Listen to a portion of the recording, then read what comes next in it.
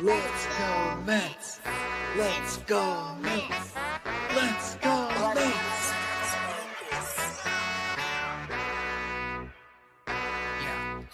Yeah.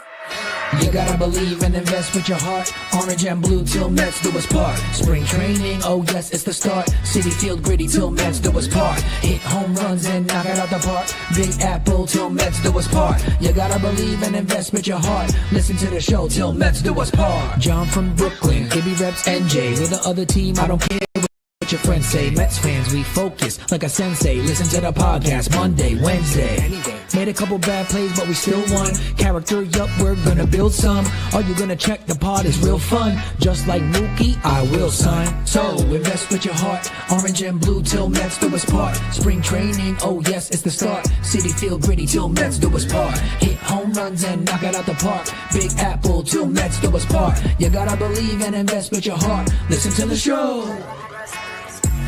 Available now on all streaming platforms. If you love the New York Mets, check out Till Mets Do Us Part. Enough rapping. Let's get to yapping.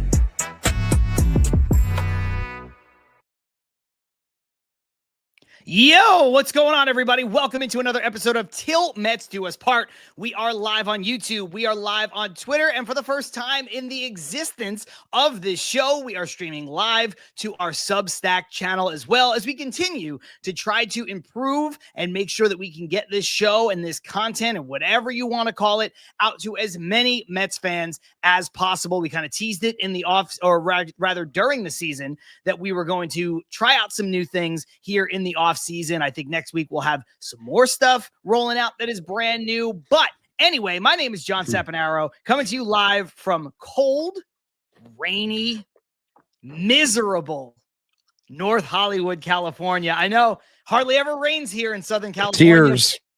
It is raining right tears. now.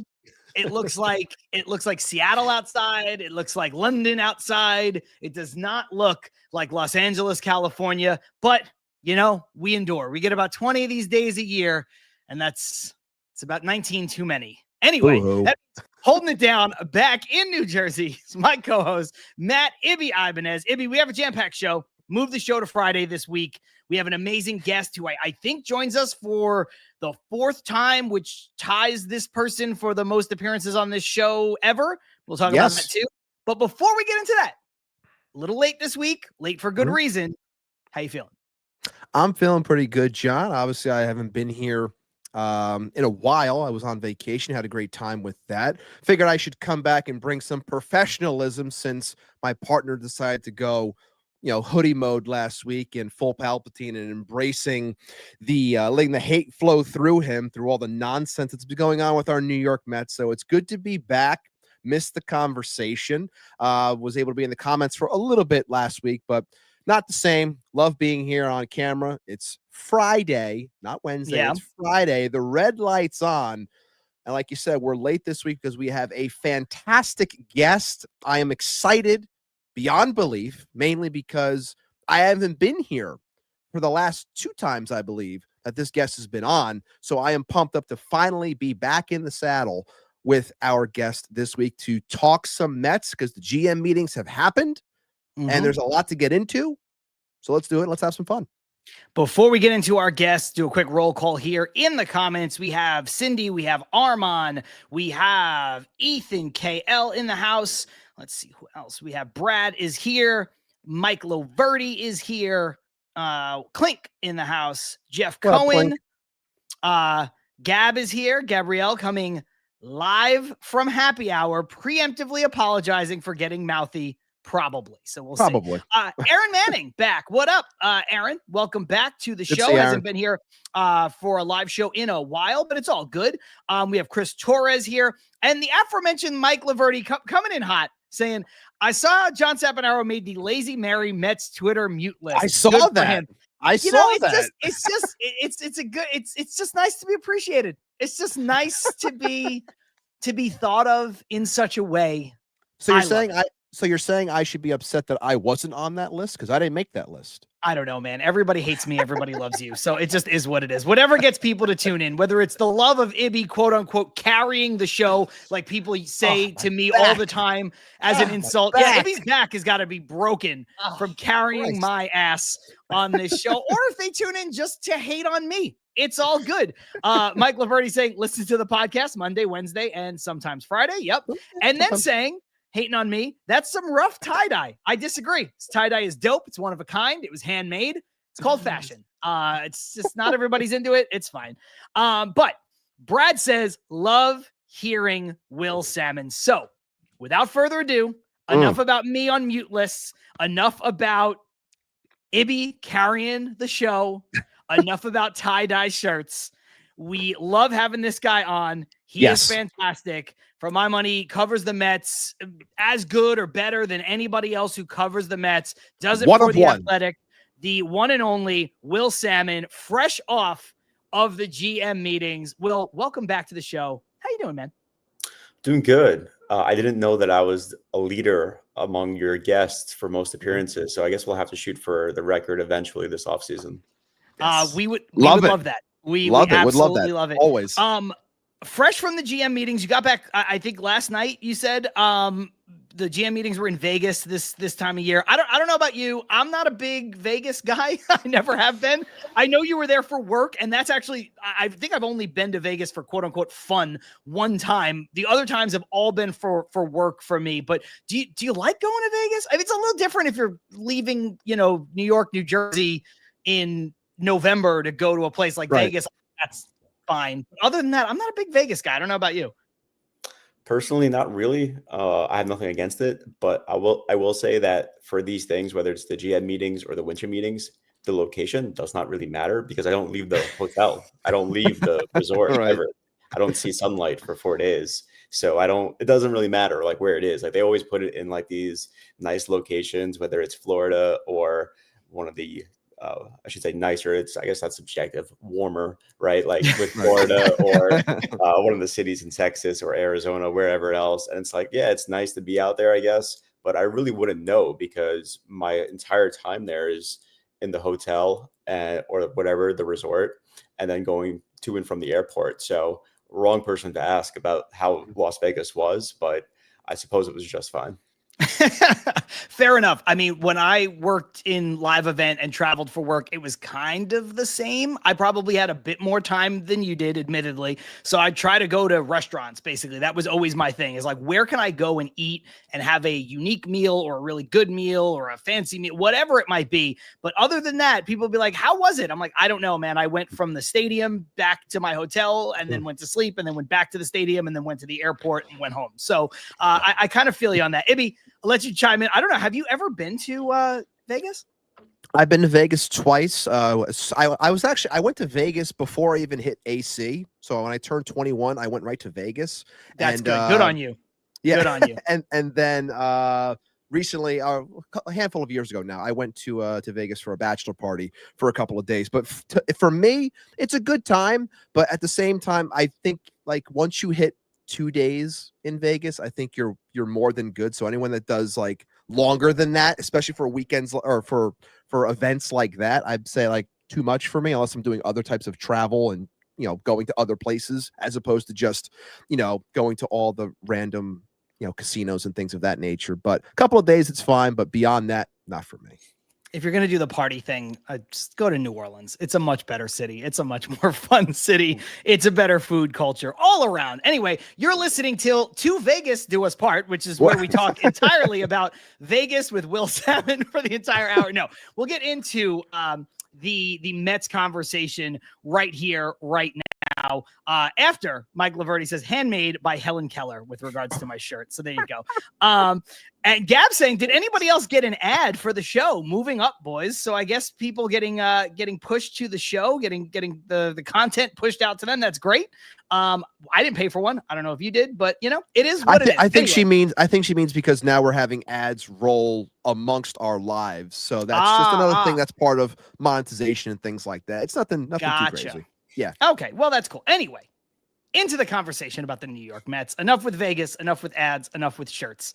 Well, you're fresh off of the GM meetings like we just talked about. The big topic, I guess, over the last 24, 48 hours is Edwin Diaz.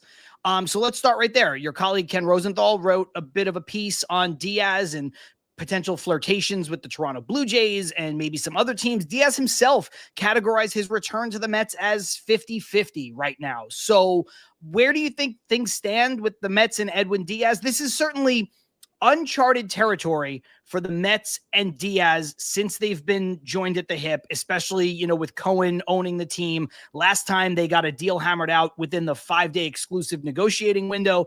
This is anything but that, and some Mets fans are concerned. So where do you think things stand right now between the Mets and Edwin Diaz? Well, we heard Edwin himself put things at 50-50. That seemed like a fair estimation, right? He has earned this right for his career to go see what's out there. To what you just said, John, he did not do that last time, and he was perfectly fine with that the last time. But this is probably his last big shot at free agency, right? Like considering where his age is and the seasons that he's reeled off, he earned the right to opt out. He's going to decline that qualifying offer eventually, so there will be that as well. So yeah, he is going to, I think, test and continue to test. He already is the market here with the hope of landing something close to what he got last time, if not right around the same thing, probably. And I don't put it past him to get it. There is a lot at play here, though. One being, like I just mentioned, there is that qualifying offer attached to him. So I do wonder just how many teams are going to be super aggressive on that end to sign him when there are other closers out there in the market. Like this is a closer heavy free agency. Actually, there are other options out there, whether it's Devin Williams or Ryan Helsley, Suarez from the Padres. There are other names, Iglesias even from the Atlanta Braves. There's a good group of guys that you could kind of go to. Fairbanks is another one right off the top of my head. So there are other options out there for teams looking for closers. Obviously, Edwin Diaz is one head and shoulders above the rest. He just clearly is that guy. But he's going to cost a lot. And so I just wonder about how, I guess, aggressive teams will go, considering that the price tag will be high. There's a qualifying offer, but he has received that interest. There have been teams that have met with him, obviously, clearly. The Mets will continue to keep tabs with him. But you mentioned the Blue Jays. To me, at the beginning of the offseason, right when that regular season, right when the World Series ended, I said to myself, this looks like a team that if I was them, I'd say, hey, if we had somebody else maybe closing games, maybe we win the World Series, right? Like that's just a fact. And so that's maybe an emotional way to look at it. And perhaps Toronto is not looking at it through such an emotional lens like that. But you could do that, right? You could look at that roster and say, if we got through that game, we win the World Series. Or, there were other things, of course, that happened, but that was one of them. So they could be looking to shore up their bullpen and slide their current closer into the 8th inning, perhaps, right? That's in the cards. But with the Blue Jays too, they have other stuff that they want to address. They have to get a resolution with Bichette.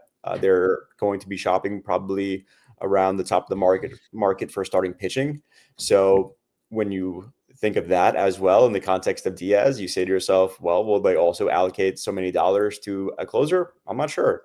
I'm really not. I think that we're going to find out in the next couple of weeks.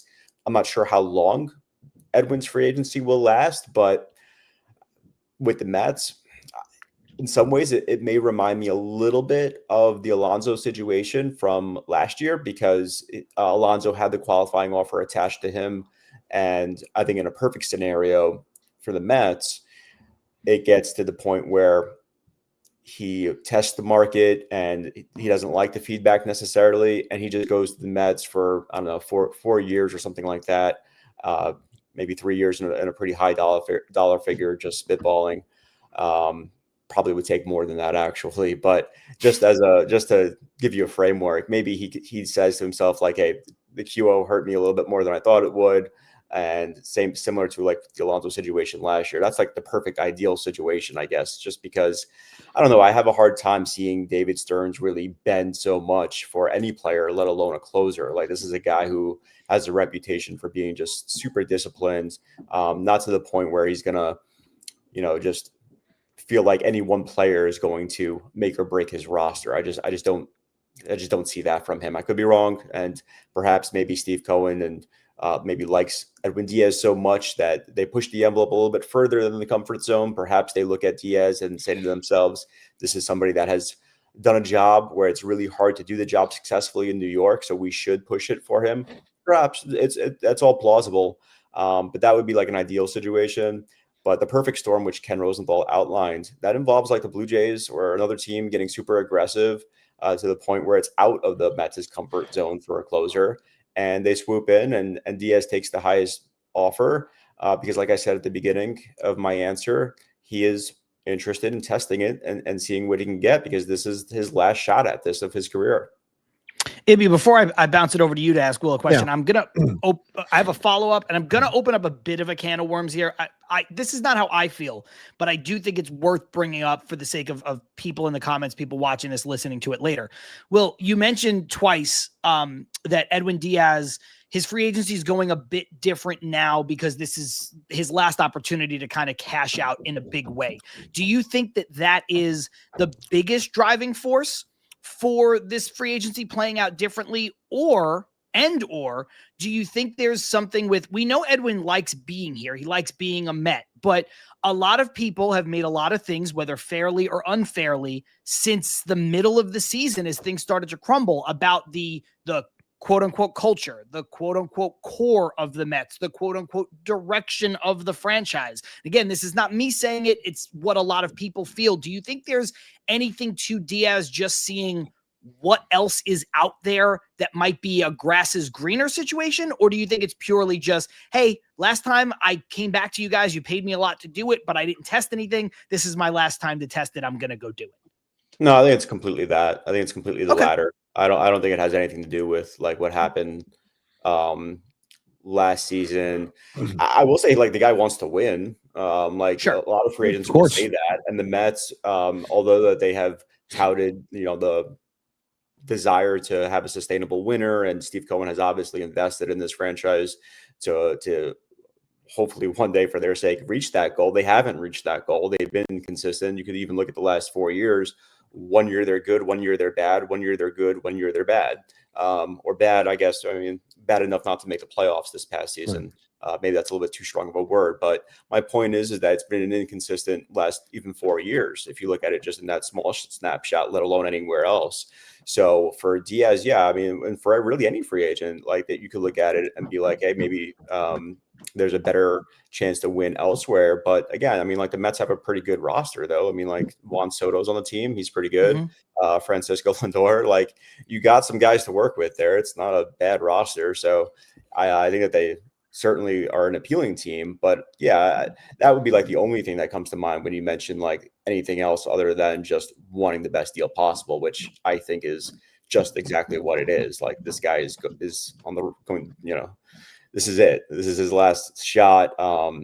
He's going to sign a deal that, last time it was the most relievers. He could very well do that again. And that would be a kind of a unique, special situation, feather in his own cap for that, which would underscore just the kind of career that he has had. So I think all of that stuff is probably appealing to him. I don't really put much stock into just the culture or anything like that, especially for somebody like who is not to minimize the job, but we're talking about a closer reliever type. It's not like it's somebody that's, usually like those guys are not the biggest voices in the room anyway. Again, like, not to minimize that job by any means. We just saw a middle reliever become the manager of the San Diego Padres. But usually, like, we're not talking about like, a cornerstone, like, captain type player here. Right. As far as the Mets go, he's an important guy, but he's not somebody that necessarily is like Francisco Lindor type or Brendan Nimmo type, who is, among the guys who are necessarily leading the charge or being the vocal guy in the room.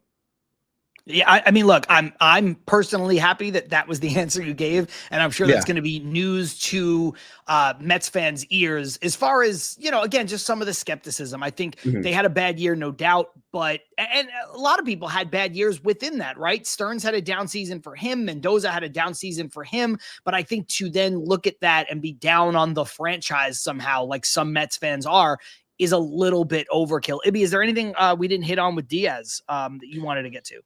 I think the main thing I would throw out there is, I mean, and Will can correct me if I'm wrong, I think him going and hitting the market again at 32, I would assume he's probably going to want to top the 5-year 95, I think it was, that Hader got. I'm assuming he would probably want to top that in terms of total value, in terms of years and number.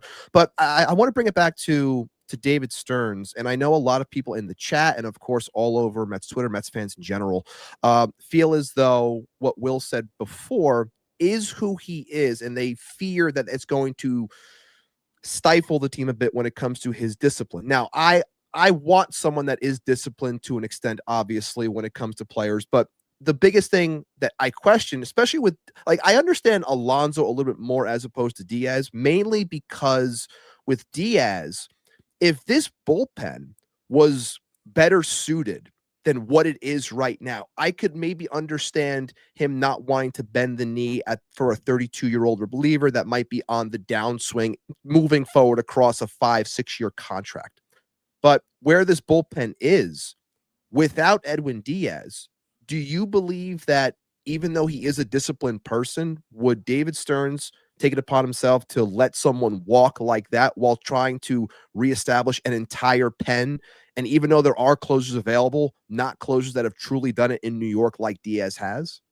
I don't think he'd necessarily want to, right? Like you'd Right. want to bring Diaz back, you'd want to re-sign him, but I also don't think he's afraid of losing any one player. I guess Okay. that would be the way that I would put it. Yeah. Is I don't think he's viewing it as my offseason's a failure if I don't sign this guy kind Okay. of thing. I think he would look at it just from covering him and just from the way that previous off seasons have gone and just from talking with different executives around him who know him well. That's the way that I would probably frame it. It would be a blow for sure, obviously, to put it even slightly. Like that's the best closer Yeah. in the game. Yeah. You're not going to find another guy quite like Edwin Diaz, but I think that he would probably be a little bit more inclined to survey the market a little bit and see what's out there if Diaz were to take an offer that was more than what the Mets were willing to go to.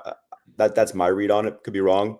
but again, David is also somebody that's going to understand and read the market and react to the market. And if the market is telling him this is the cost for Edwin Diaz, and it's not something that's outrageous, I would assume that he would sign Diaz to that type of deal. I just don't think that there will be some sort of like reckless number that they're just going to throw out there on November 14th just to get it done kind of thing. I don't necessarily see that part, but if the market is suggesting like, hey, these teams are all on him, the price is this much, that's going to be the price then. And I think that like Stearns or any executive for that matter who wants to win should pay that because Diaz is worth it. And I think a lot of people want to say that like, okay, you could find the reliever. All these guys emerge every year that we didn't necessarily see coming from the waiver wire, and they pop and they become an all-star. Mhm. We haven't really seen that a whole lot in New York. We haven't seen that with the No. New York Mm-mm. a lot, No. right? We haven't seen them develop guys who come from the AAA.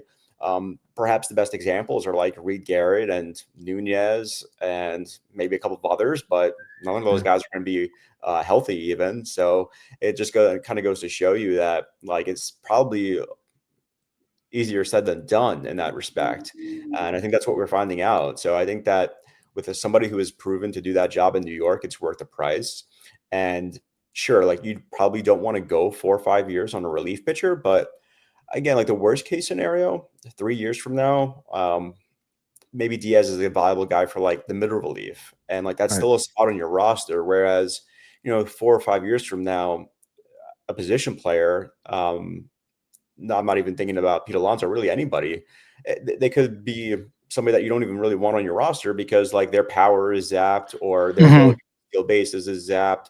And Right. so like I just don't see that with Diaz. I see even if maybe he's not going to be the dominant guy 3, 4 years from now, he'd still be somebody that you could put in your bullpen at the very least. Like he's still a member of your bullpen. And it's Mhm. not going to be worth that price, but it's still somebody that maybe you could count on in a different capacity with different expectations down the road. And the thing is that like this team should have a lot of a lot of motivation, obviously, because of the embarrassing way that they finished the season. So I look at Diaz as, in my opinion, he's a must. I wouldn't necessarily see it. I don't necessarily think that the Mets are viewing it as a failure of their offseason if they don't sign him, though. Douglas Barnes kind of echoing what you just said a little bit ago, which is Diaz is by far the most important free agent for the Mets, in his opinion. You just called him a must in your opinion. Let me ask you a two-part follow-up. One, and both of these are probably just speculations on your part. I do understand that. Do you think there is a climate or the relationship exists between the Mets and Diaz so much so that if Diaz were to get a top offer from, let's just say, the Blue Jays, that he would go back to the Mets and tell them that that's the offer and ask them to match it and or top it or whatever?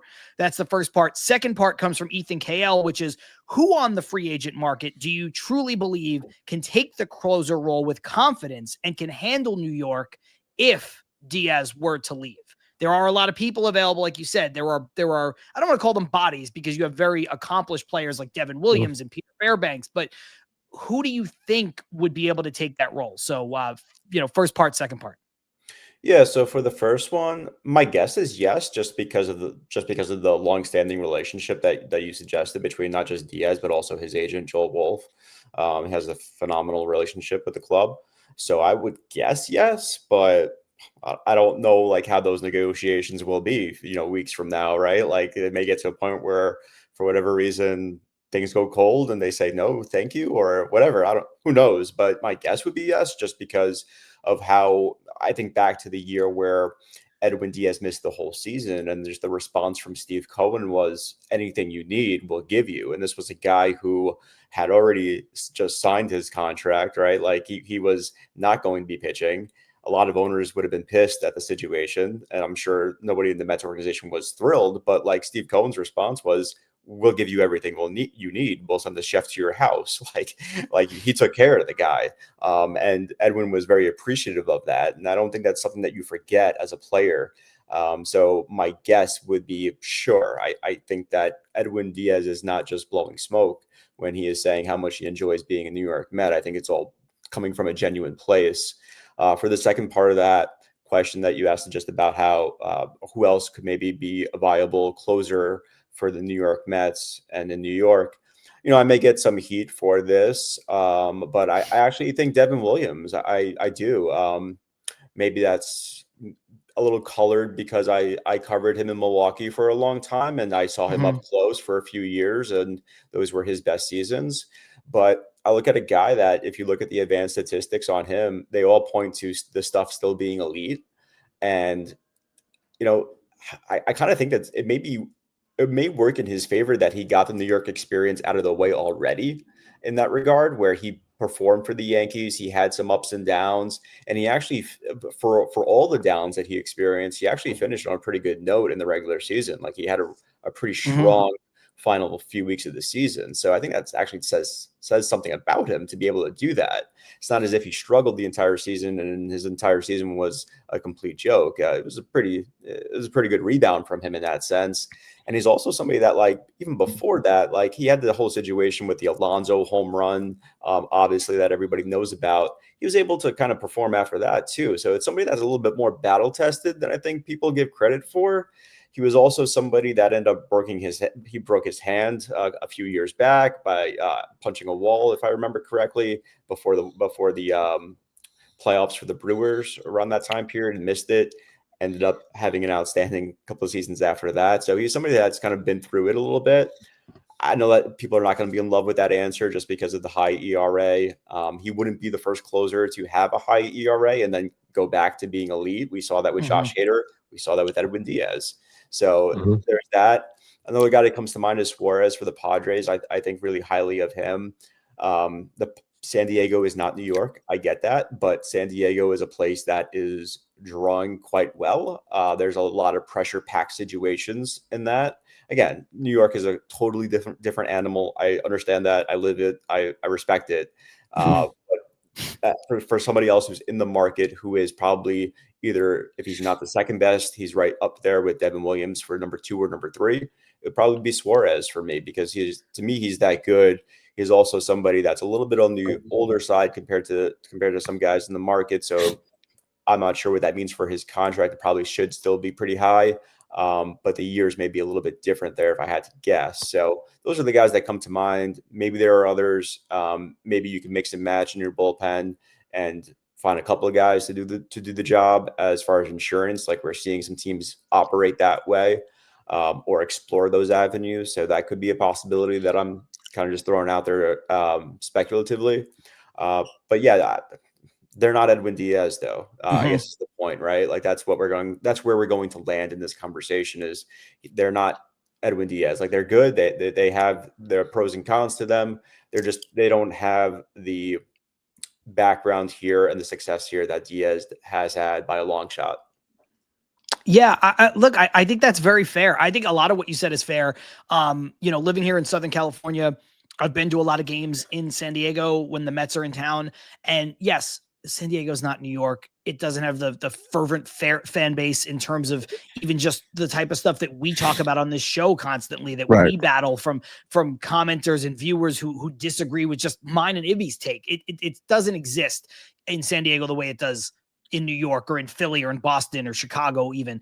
But to say that is not a team that is just trying desperately to win with a fan base that is packing that stadium every single night.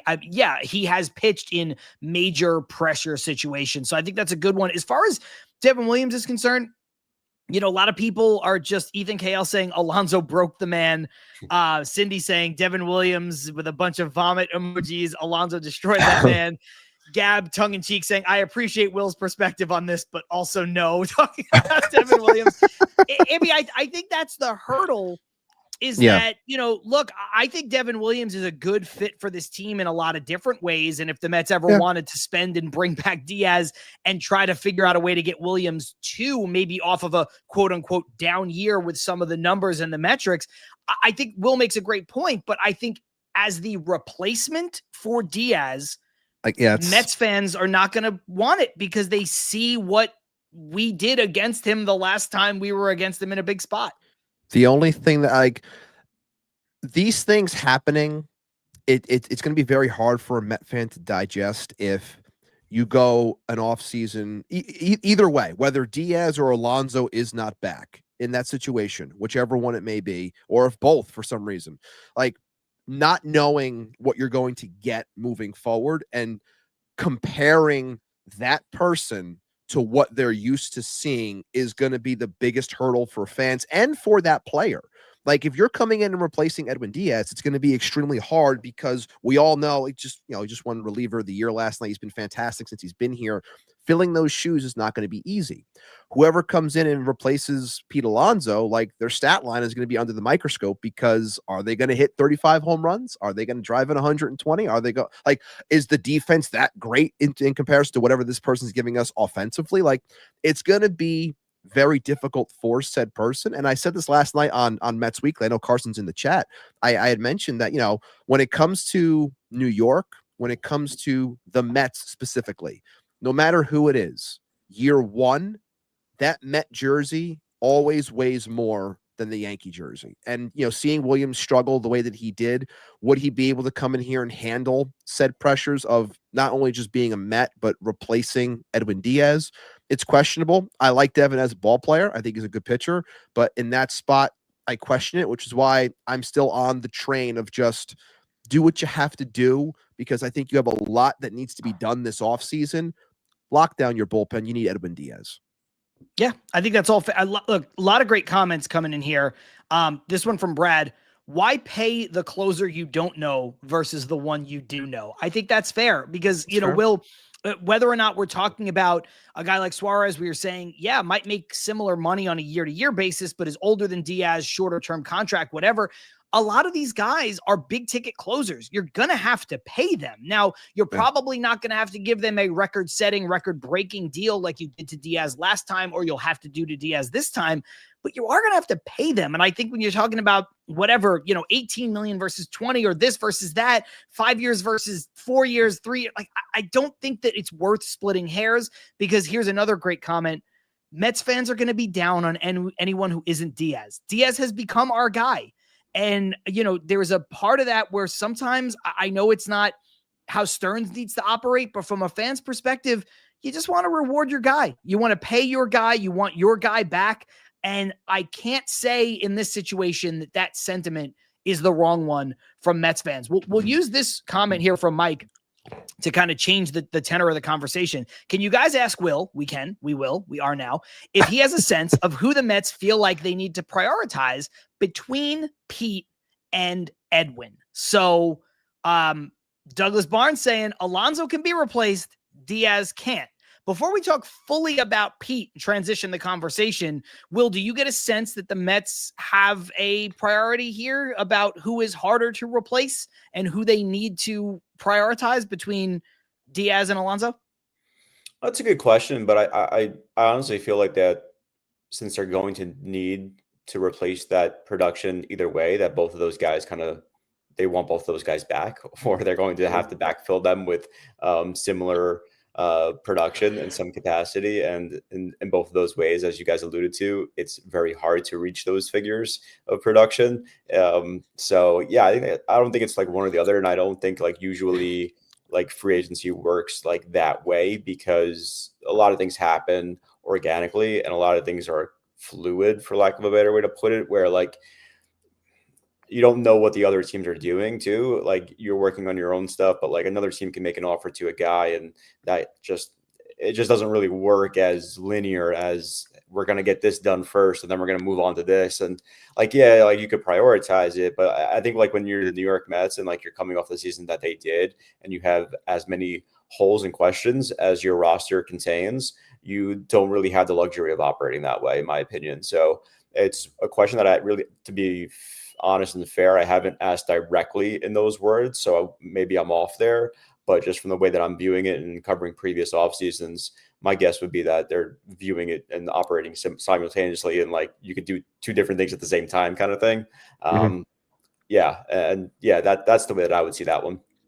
Yeah, I think that was a criticism. Ibby, correct me if I'm wrong, of Sandy Alderson's tenure with the Mets both times, was that he seemed to operate on a fairly linear trajectory where he didn't, I'm sure he wasn't actually, right, but a lot of people perceived Sandy to be like, we'll handle A and then we'll move to B. Right. It's very one track mind. C, rather than, hey man, life comes at you fast and you've got to kind of, attack these things from multiple angles at once. I think the biggest thing with, obviously the main difference between Sandy and what Stearns is working with is money. It's just like you can work, especially high ticket items like Pete and Edwin would be. I think, why Sandy had to operate that way was because he had to see what he had to spend on A to then see how much he would have left to be able to spend on B, C, D, and E. That's fair. So on and so forth. But in this world, in this economy that we live in, when it comes to the New York Mets with David Stearns and obviously Steve Cohen, you can, have a lot in your cart and still be able to purchase everything if need be, if that's the route that they choose to go. Gab saying, the Mets fixed his legs, for crying out loud, talking about Diaz and one leg being shorter than the other until miraculously they were not.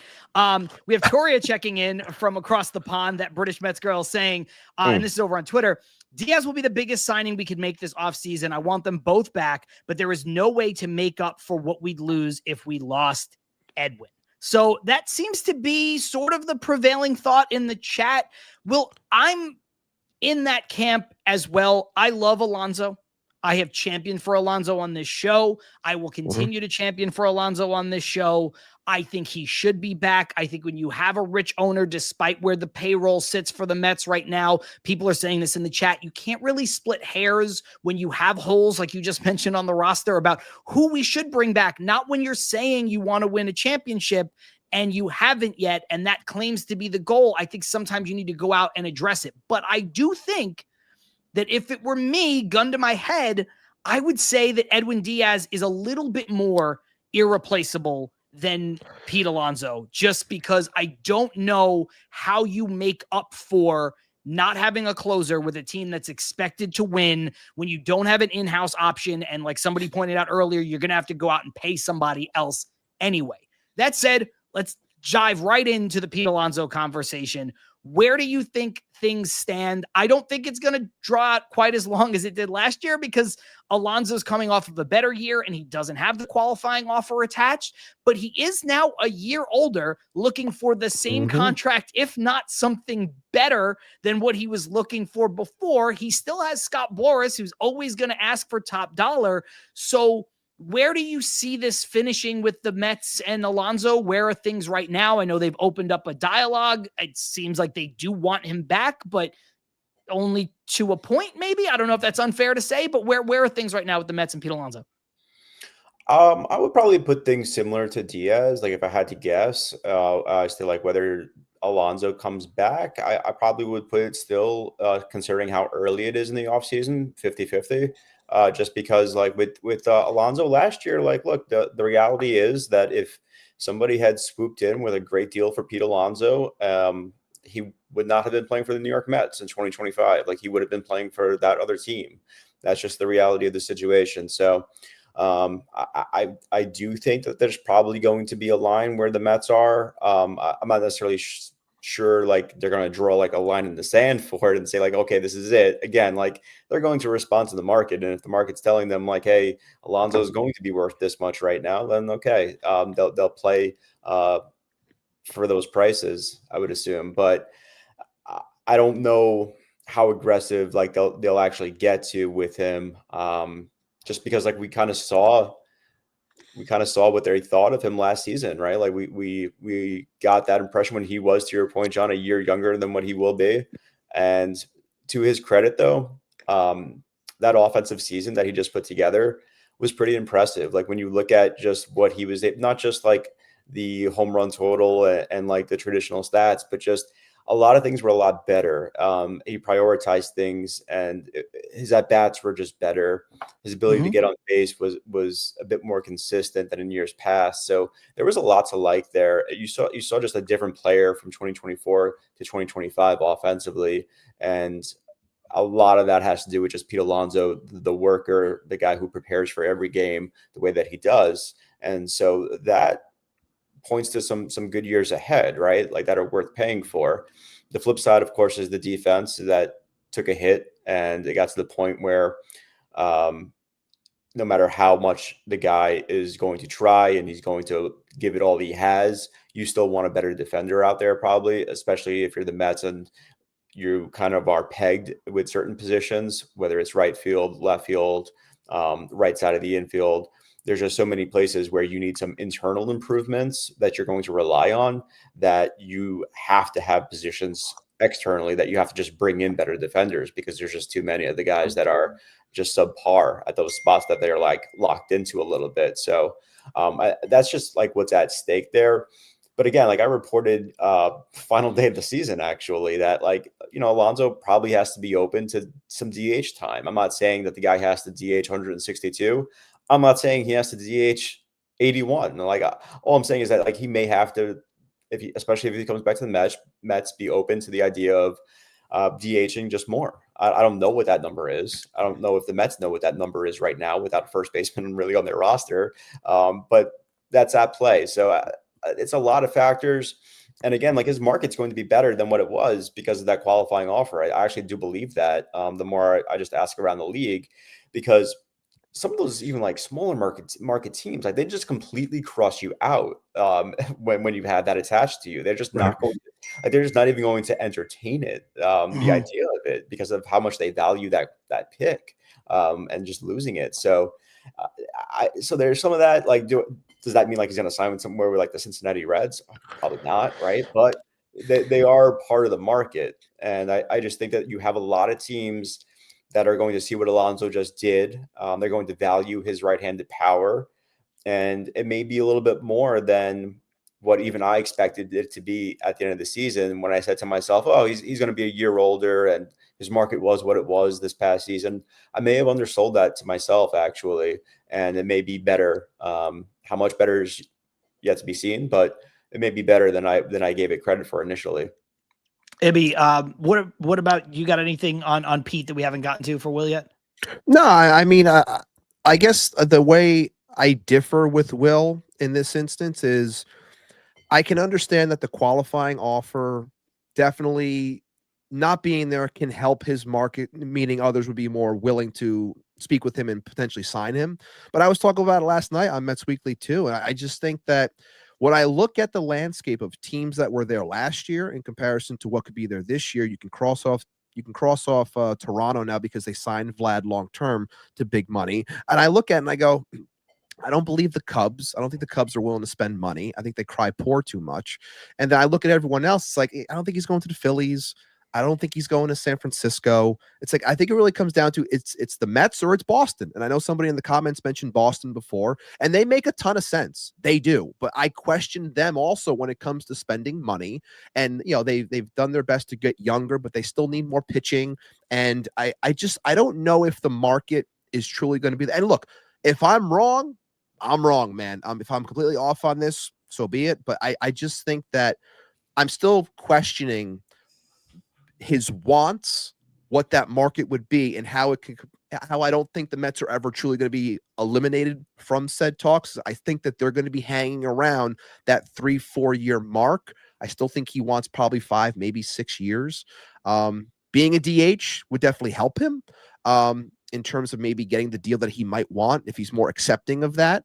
But I also question, and I know Mets fans don't want to hear this, but I just question if the team, and Will, you can correct me if I'm wrong on this part, if the team is willing to go to the lengths like 5 or 6 years, because I don't know if they want to lock themselves into less flexibility, more DHs in a lineup. And I don't know if that's the way that they want to build around their true core piece, which is a 27-year-old Juan Soto.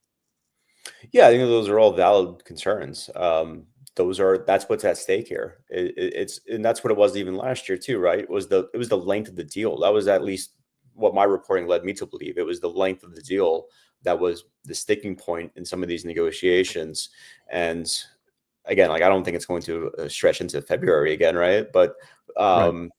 I'm with you. I have some hesitation. I go back and forth with it almost every day as to do I really think it is, and then I hear something else, and I have another conversation. I'm like, okay, yeah, I could get swayed. It kind of depends on just the day for me this offseason with Alonso, because again, like at end of the regular season, I said to myself, well, his defense took a hit. He's a year older. The market was what it was, and then made some more calls, called around the league. And I'm like, okay, maybe I'm wrong there. Maybe the qualifying offer had that much to do with it.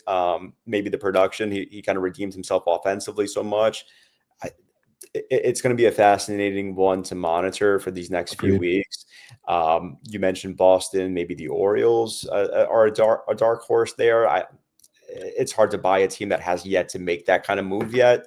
I do think Boston isn't afraid to spend this offseason, but again, they played kind of a similar game with Bregman. It worked for them last time, so we'll see. But yeah, that's going to be, I feel like, the sticking point again is just how many years is somebody like Alonso going to be worth in this market, which is ever evolving. Like you mentioned, you brought up Vladimir Guerrero. So it's a different marketplace than it was even a year ago. How much of that impacts Pete's final numbers? We'll find out pretty soon, or soon enough, I guess. But yeah, it's just both of the guys that we've spent a lot of time talking about so far, Diaz and Alonso. This is where the Mets offseason totally revolves around, and really revolves around Alonso because of just it goes in so many different directions with just the defense, Alonso the person, being a homegrown guy, and just the idea that, like, at least I feel this way. No matter how much defense you're going to improve, you're not going to fully replace the production value of his offense. It just doesn't work that way because it's just so high. At least the season that he put together just this past season. If you want to point to the down season by his measures in 24, sure, I can kind of see that equating, but what he's capable of, you're just not going to.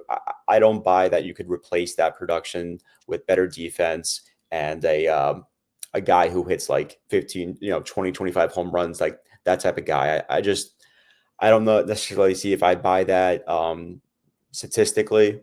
I could be wrong there, but from what I've been looking at with defensive measures and just the offensive value that Alonso put together, I feel like you need that guy again.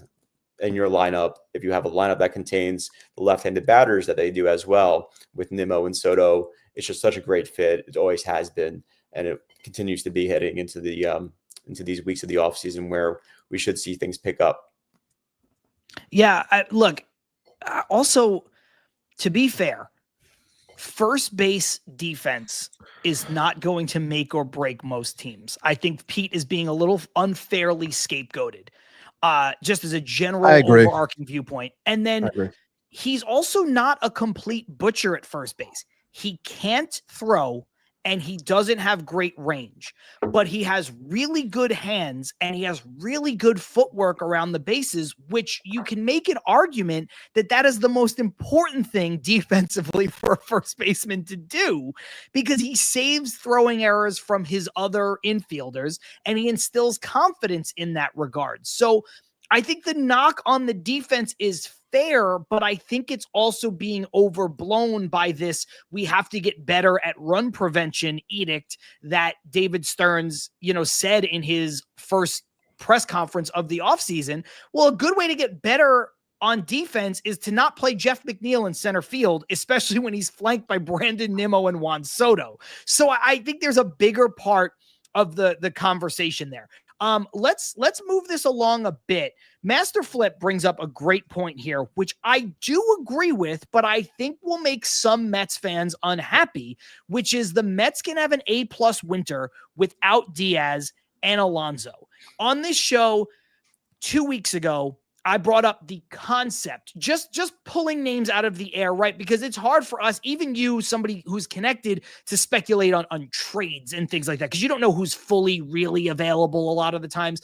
But I just said, as a for instance, you could argue if the Mets were to go out and sign a younger player like Bo Bichette to play either second base or third base and add that person to a Cody Bellinger, I think you could call that a successful offseason. Obviously, they have to do more. They have to replace Diaz, get an ace. But in terms of the Pete Alonso conversation, I think you're starting to get in the right direction of lengthening out a lineup and things like that. So where do you fall, Will, with this concept of the Mets can have this A+ winter without Diaz and Alonso? Do you think losing both of those guys would be too much? Do you think getting one of them and then pivoting in a way like what I described would be okay? What are your thoughts on this concept? Like how much does the Mets success, true, and I don't mean perceived success by the fan base in the offseason and whether or not they'll have a good taste in April in their mouths, I mean their actual success on the field in 2026 hinge on Diaz and Alonso? Can they be as good as they were in 2024 without bringing back either guy? I actually think it'll probably be a disservice to tether yourself to two free agents, right? Like, you want to look at this a little bit more in the sense of, like, you want to have different roadmaps available to you, because, like, these guys they're part of the free market where they could find a better deal at any given time. So then what do you do? So, like, yeah, sure. I think that you can have a successful offseason without those guys. I know I said, like, it's a must for it in the context of our conversation with Diaz, but yeah, like you could do things different ways, obviously, right? Like, for instance, with like two free agents off the top of my head, Bregman and say Bellinger. I don't think that those two guys in particular right now are guys that the Mets are putting everything toward as far as targets go. But could they be targets depending on like how the roster shakes out with like possible trades and the free agents that we just talked about? Yeah, sure. I could see that totally. Based on like conversations that I've had with people, I could see that happening. But these things are just like not in a vacuum where like it's just this is the guy, right? So it's kind of a flimsy answer that I kind of hate to put out there, but like it really just sort of depends on where your offseason takes you, because I just don't foresee David Stearns putting himself in a specific bucket and saying like this is where we're going. I think he's going to have a lot of different things in play and be open to a lot of different avenues to improve the team. That's fair. And honestly, I did kind of put you in a position for that, which I apologize for. But I do think that's a sentiment. Ibby and I are a little bit more, or at least we try to be, measured and patient. And we're certainly fans of David Stearns. And I think a lot of people's feelings have changed on David Stearns in a very short amount of time. And again, I think you can acknowledge where he fell short in this past season and where some of those building blocks didn't pan out, while also understanding that I think he's the best person the Mets have had running them since Frank Cashin, which was 40 years ago or 35 years ago when he left. So yeah. I think there's been a little bit of unfairness laid at the feet of David Stearns. Will, we didn't talk about this before, so I hate to ask you on the show, but do you have a little bit more time for us? We're approaching an hour.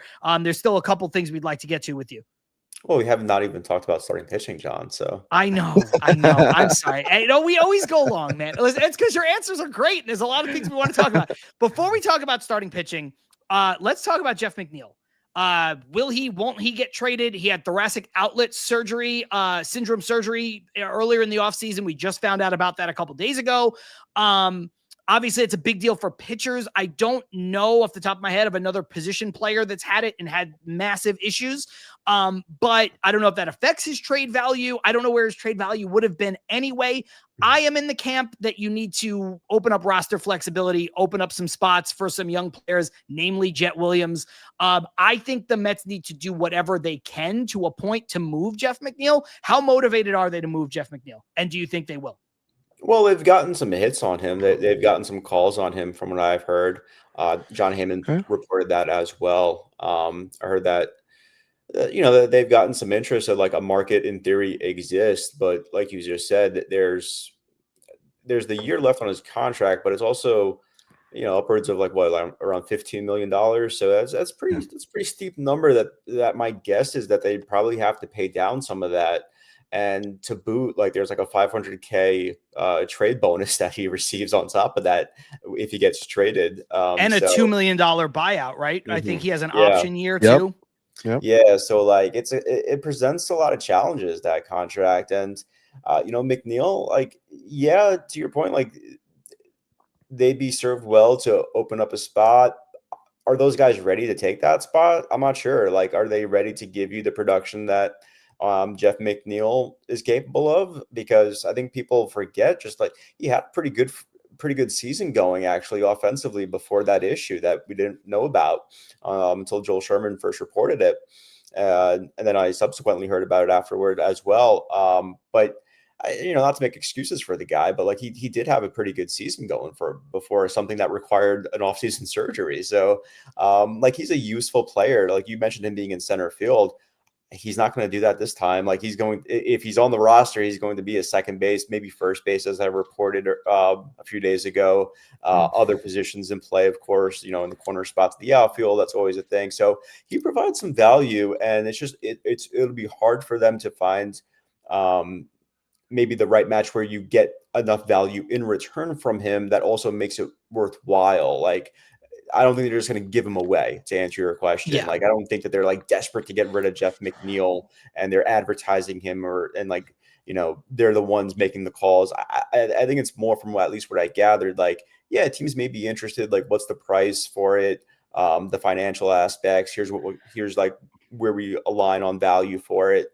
But there's just a lot of things in play. And I think why he's still been on the roster is because of the challenges of those things and the idea that the value that he gives to your club probably outweighs, or at least it has outweighed in the past, what you'd get in return for him. I love Chris Torres saying, Jesus, what a contract. Yeah. Yeah.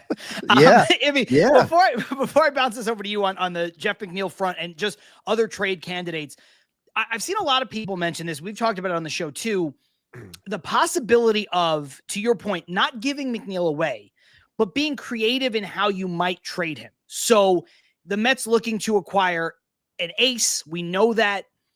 Could the Mets include McNeil in a deal for, let's say, Sandy Alcantara, where the Marlins are going to have to show payroll? Obviously, He's not going to be the guy that gets the deal done, but the Marlins are not going to be able to get off of Alcantara's payroll without taking some back. Or you look at a situation where you have Luis Robert making $20 million a year, also with a $2 million buyout that would wash away McNeil's buyout. You have another team in the White Sox, doesn't have a high payroll. If they were to move on from Luis Robert, they would have to take payroll back. And now you're starting to look at, well, if they take back 15.7, or even if the Mets kick in a little bit of money, you can make the money for Luis Robert not be $20 million a year, but something that the Mets can stomach a little better by offloading some of McNeil's money. So I think there's a few different ways you can maybe include Jeff McNeil in a deal that allows you to acquire something else you need. I'm sure this is something the Mets are going to explore, but I just don't know your opinion on how realistic something like that might be. Yeah, it's a good idea. The one thing that keeps coming to mind for me is that this past trade deadline, everything I heard was that like teams were more interested, and I think I had heard the White Sox, as you since you brought them up, I'll mention them. I had heard the White Sox among these teams as teams that said to teams like the Mets, we will pay down our own player to get the better prospect return. Actually, like they were, it was a little bit different, or at least it was in the summer.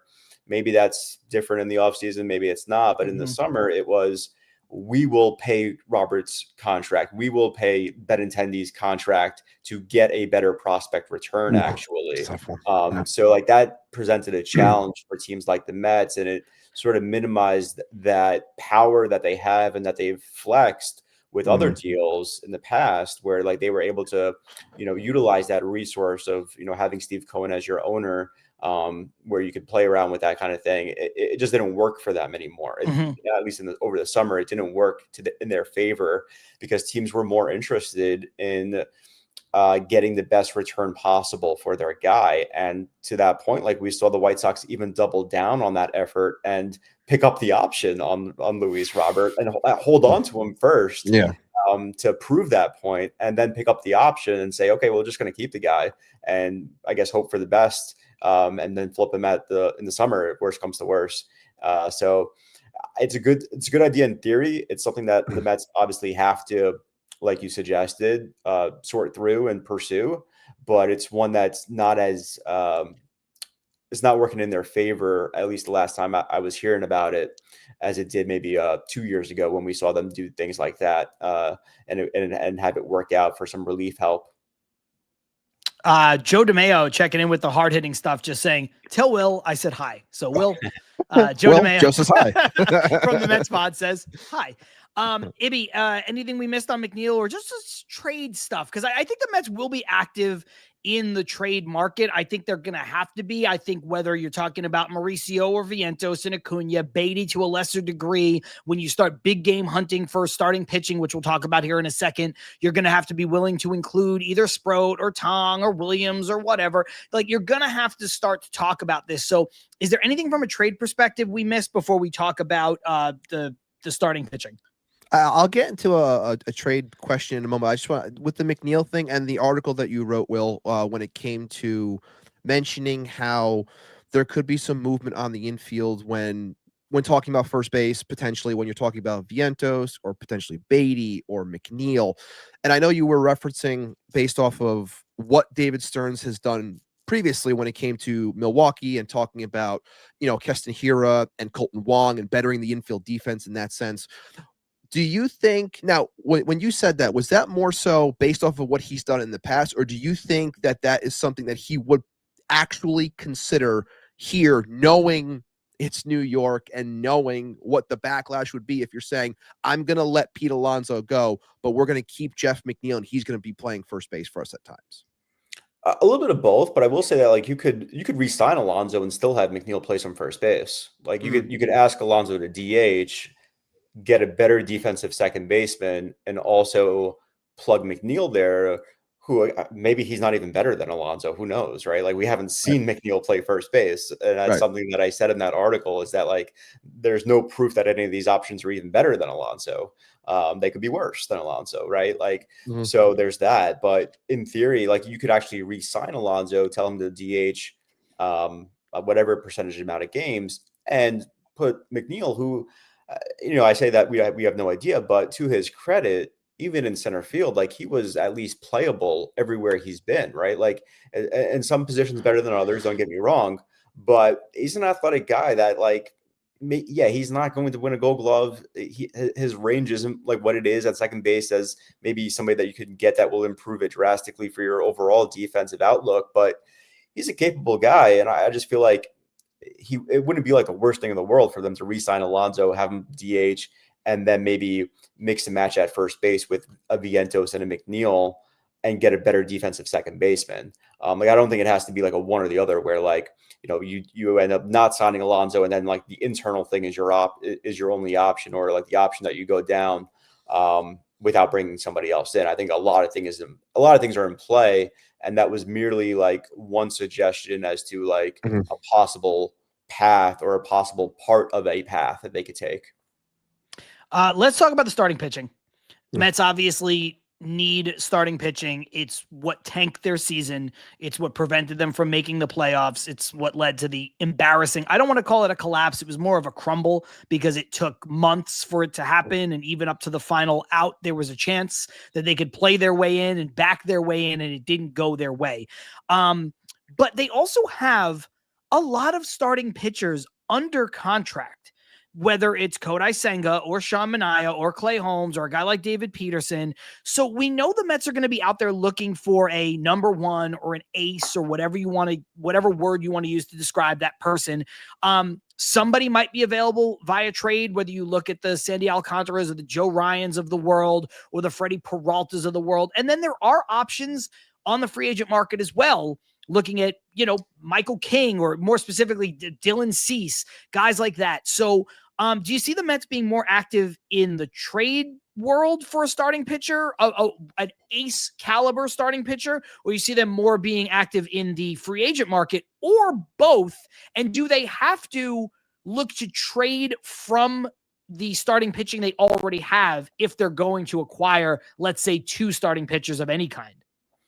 So first, I would say that the top of the rotation, addressing that, getting somebody that's a priority, right? Like, that's not news necessarily, right? Like that's a priority that's been well documented.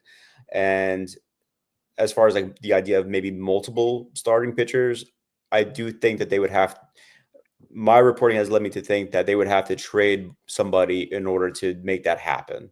Like they not to interrupt, do you think that there is someone, obviously value will dictate it, but do you think there's someone who is more likely or less likely to be traded in that situation? Like, I know the Kodai Senga's name's been brought up, and then to a lesser extent, you have a guy like David Peterson, who's 1 year away from free agency. That might be more attractive to teams. So do you think there's somebody in that scenario that's more likely or less likely? I don't know. I reported on Senga's trade interest. Like, there have been teams that have hit them on Kodai Senga just to be interested in him. I don't know if the Mets are more inclined to move Kodai Senga than somebody else. I don't know that. And I think it also depends on what they're doing, right? Because like, if you're talking about acquiring an ace via trade, you're not getting that done with Kodai Senga. You're getting that done with a Brendan Sproat, a Jonah Tong. Like, you're doing it that way, most likely. At least that's my guess. Or you're possibly doing it that way, right? So like, it kind of depends on what type of guy you're able to acquire, how you're acquiring him first. And then once you get that done, I think you can kind of survey it and see where you're at, and then see if you need to add another guy. Because as the rotation stands right now, my reporting is saying that like they don't necessarily have room right now for like the 2 big additions in their rotation. It's just not that's just not the way it looks. But the one right now is definitely on the table, definitely something that they're pursuing. I do think that they'll probably look first in the trade market, just because there's probably some higher upside and just better contract situations in that bucket. But from what I was gathering at the GM meetings, there aren't a whole lot of those top of the rotation guys who are available right now, at least. Like Skubal, the Tigers are saying to teams, we're going to hold on to them. You have some executives who are kind of calling that a bluff and saying like, oh, it's just posturing. They just want us to ante up a little bit more. We're going to have to find out, right? And then Freddie Peralta with the Brewers is another guy where they've been pretty even publicly adamant of like, we're not trading this guy. And I can see why. And I've done notes with Ken Rosenthal on this topic as well, where there's reasons why you would think that they would hold on to Freddie Peralta. But again, like these were names that like at the start of the offseason, people threw out there and speculated on, and, you know, teams even threw it out there. So it was reported that these guys could be part of the trade market. But now we're hearing maybe not so much. And so like that, the Mets may be like, I don't want to say forced to look into free agency, but like Right. that just may be the way that they have to go. And then maybe somebody like a Dylan Cease becomes even more appealing to them, or a Suarez or a Valdez. But, you know, there are some questions attached to those guys as well. For as how good they are, there are some questions to all those guys in free agency.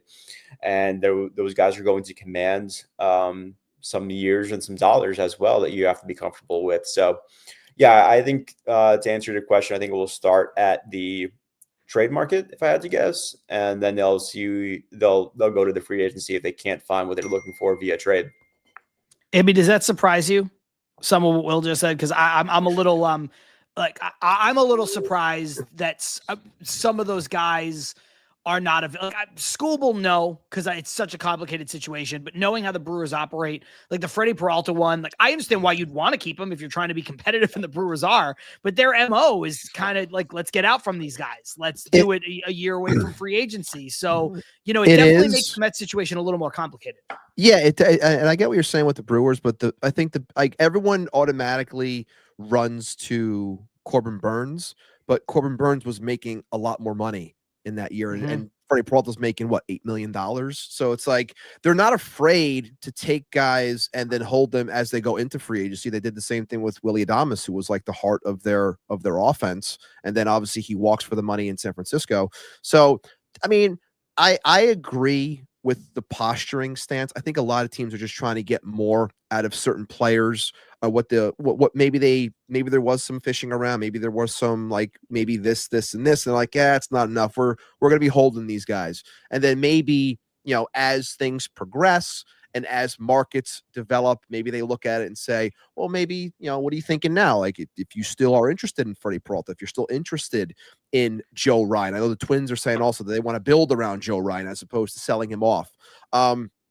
It is peculiar a little, but it's still early. So I still think that some of these guys are going to get moved. But like my question to Will was going to be like, especially when it came to pitching, I know you just said that if these things do end up holding and that the available arms that people thought would be there via trade are not there, and the Mets have to dive into the starting pitching market from the free agent standpoint, do you think that because of said prices, and I know a lot of fans feel this way, and starting pitching and the years and the dollars, do you think, and especially with the qualifying offer as well attached to Dylan Cease and Framber Valdez, guys that make a lot of sense for this team, is that going to be a deterrent for David Stearns, who is so disciplined, who is so, you know, proper when it comes to attacking things, especially pitching?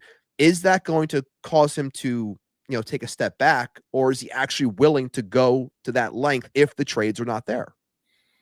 That's the question. That's going to be the question of the offseason if it Yeah. goes to that. I'm not sure what the answer is there. I'm not sure if they've made that if they've answered that themselves internally. I don't know. That I suppose it just comes down to like how much which one of those guys, where, first of all, how do you rank them? And then does that correspond with the way the industry ranks them? And is there maybe some of those guys have the qualifying offer attached to them as well too? So like, we don't know like how that may impact their market. I don't necessarily think it will hinder their market too much just because of the value of starting pitching these days. But we'll see. There may be a path where an opportunity arises where you can get somebody a little bit less than maybe you thought. And that becomes a guy. I don't necessarily think, I'll put it this way. I don't know if they're going to be like, if they're at the top of the market right now for like Framber Valdez, right? Like, I don't know that that's the reality of the situation. If they're like the 1A team for Framber Valdez right now, I wouldn't necessarily bet on that.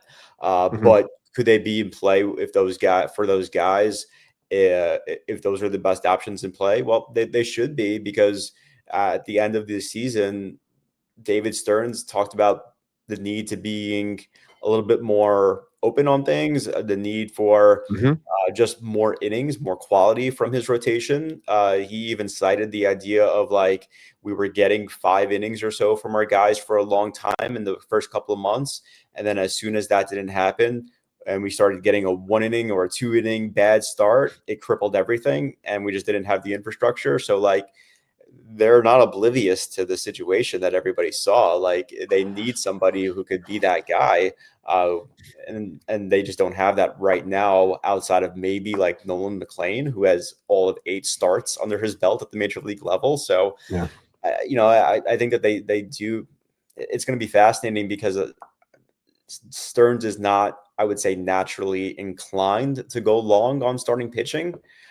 But does that mean he never will? Of course not. Like there has to be a time where I think that it makes sense we saw that with the Yamamoto pursuit, obviously, because he was 25. But if perhaps the market tells you that it makes sense, then maybe that's the way that they go. But I think the trade market is probably where I'd put my money on for the upgrade, looking at it right now. And yeah, there are some other guys out there. Like I don't, like nobody's going to confuse Chris Bubic for Tarek Skubal, but guys like that will be out there. They're already out there in the trade market. So like there's always going to be names that are pretty solid, say like number 2 guys, number 3 guys that become available, even if it's not that 1A type guy or even that number 1 guy. And Chris Bubic, he may not be the most exciting name. He had a good year.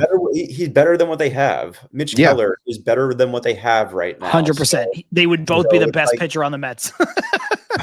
Again, like it's kind of like it reminds me of the trade deadline where it's everybody wanted them to get a starting pitcher. Well, none of those guys got moved because of the prices for them. And you could say like, well, the Mets should have just done whatever it took. I don't know if that's necessarily the answer either. I get it. I get the angst on that and the frustration and missing the playoffs. You could bring it up and totally warranted. But the way that these guys operate, they're not going to – these executives, it's not just David Stearns. They're not going to be the one team that gives you 5 prospects for one pitcher. Or it gives you 3 top 10 guys or 3 top 5 guys for the one guy. It's just not how they operate. They're just not going to – for better or worse, they're just not going to do that. Especially when it's only 1 year for certain pitchers. Yeah, we're talking about rental guys in most scenarios, right? Or at least what we're seeing so far. And that's definitely that's what the sticking point is there. Will, we got one more for you, and then just like a couple like literally rapid fire. First thing that comes to your mind.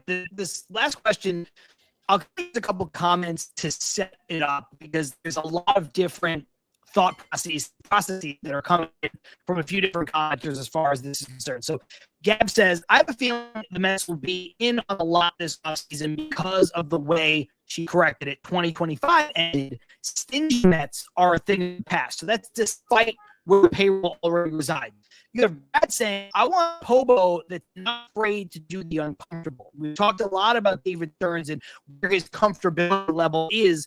Just specifically moments ago, you mentioned it with starting pitchers. So being uncomfortable about going length with starting pitchers or Pete Alonso or Edwin Diaz as a closer, Rosie saying, I'm not getting the warm and fuzzies about this offseason. Ken Thal signing Bichette and Bellinger. Who's going to do that? David Stearns, LOL. Follow it up by saying, name one big agent or trade that David Stearns has done. 0, nada, which is unfair to a guy who just done Monsoto, but we'll leave that aside. And just as the kind of overarching viewpoint here, how much does a potential work stoppage after 2026 affect this year's free agency? So I put all of that into the hopper to ask you the question of what do you think Mets fans should be looking forward to with regards to how you think this offseason is going to play out for the Mets? Now, look, I understand it's a loaded question to ask you on November 14th. These things are ever evolving, ever changing. Guys become available, not available, things happen. But just to the best of your knowledge, for someone who covers the team as well as you do, from someone who literally just got off a plane from the GM meeting, knowing that you can only answer this as Will Salmon on November 14th, where do you think this goes, big picture, for the remainder of the offseason? So in the big picture, I would say that it'll be a fun, at least for me, as somebody who's a little bit more impartial or a little bit more objective than somebody who's watching it from a diehard fan perspective. For me, it's a fun one to monitor just because of the unknowns that exist for the Mets in this offseason. We don't know how these things are going to play out. It revolves so much on those two guys who are now free agents, Edwin Diaz and Pete Alonso, but they're going to be active in the trade market. I don't know if that means that they necessarily pull off deals, who knows, but they're going to be there. They already are probably, right, with the guys that we rattled off and other guys in the starting pitching market. So for me, it's probably going to be one that requires some patience. But it starts with those two guys. And from there, if those guys go in different directions, we could see some trades. And I think that if we were to see some trades from the Mets, depending on who gets unloaded off the roster and like which direction they go with those trades, what it takes, you could then see them make, like, I wouldn't be surprised if they made some splashier things depending on their trades. Like if they traded some guys off the, whether it's like the young guys, whatever, and if they didn't necessarily have like a third baseman, they could make a splash there. But like they're not going to, I guess, maybe make those splashes without that happening, I guess, right? Like that's the way that I would kind of frame it as far as I know right now, is that I think it requires some patience. I think it requires some waiting to see like how the things evolve with those top two guys, and then seeing what the trade market entails, how much they are able to upgrade their rotation, how much they're upgrading their defense. And the defense thing to me is interesting because you can go in a variety of different ways. So I actually think this is a pretty compelling offseason in that respect. It doesn't have the cachet of a star like Juan Soto leading the charge or Yamamoto, like those kind of like pursuits. But there's a lot of pressure now to make this a better club than it was last season in several different areas. So I don't know. For me, I find this to actually be a really interesting offseason. And like, I understand the comment about not getting the warm and fuzzies about it. But like, it's easy to just say like, oh, they're in on this guy, they're in on that guy. When you're really like into the weeds on it, it's a lot more complex than that, because even now, like if they're having conversations and they're engaging with guys, it does not necessarily mean a whole lot this early in the offseason anyway. So a lot of it like kind of remains to, left to be determined. But it could get awfully interesting for the Mets because they just have so many things that they need to improve upon. Ibby, before we get into the rapid fires, anything you wanted to add or tack on for Will? No, I was just going to throw in there also I think everything Will said is proper, and it fits what the Mets need for this offseason in terms of like, it's more of a depth driven type of free agency, and the Mets need said depth. And I was just thinking about it right now, like the comp I can give is like, when you think of the NFL draft and you're like, oh, like the 1 year you have all the quarterbacks and the sexy running backs and receivers and all this stuff. It's like, there's more hype around it. And then of course you have your given years where it's just more about O-linemen and maybe safety here and there. It's not as fun. It's like, it doesn't have the same juice. So I think that's when you're coming off of an off season that had Juan Soto and everything that came with that pursuit and the constant coverage and everyone talking about it and the excitement to come into this. I think it's tough for some fans. I think, like, as you said before, John, like some fans have soured on David Stearns. I think it's improper in spots. I can understand certain spots where you are upset, but in general, a lot needs to get done. And I think that's where my frustrations have come from, because I'm so used to going into an off season as a fan, having an idea of where things are going to go. And I think the unknown is kind of making, to the point that was made, like, you don't have the warm and fuzzies because you really don't have a clue as to where this team is going to go. And I think that goes hand in hand with this team also not putting things out there as much as it used to pre-Cohen. Like, we're so used to hearing things and all this, like, we have to wait a little bit longer to hear things or trust certain things. That's why we have someone like Will on, because we trust Will. So like these are the things that matter. But I also think that's what drives Mets fans crazy during this time, because we're so used to the drama and the gossip of it all. And when it's not there, it kind of puts you in a spot where you're kind of like, I'm a little uneasy.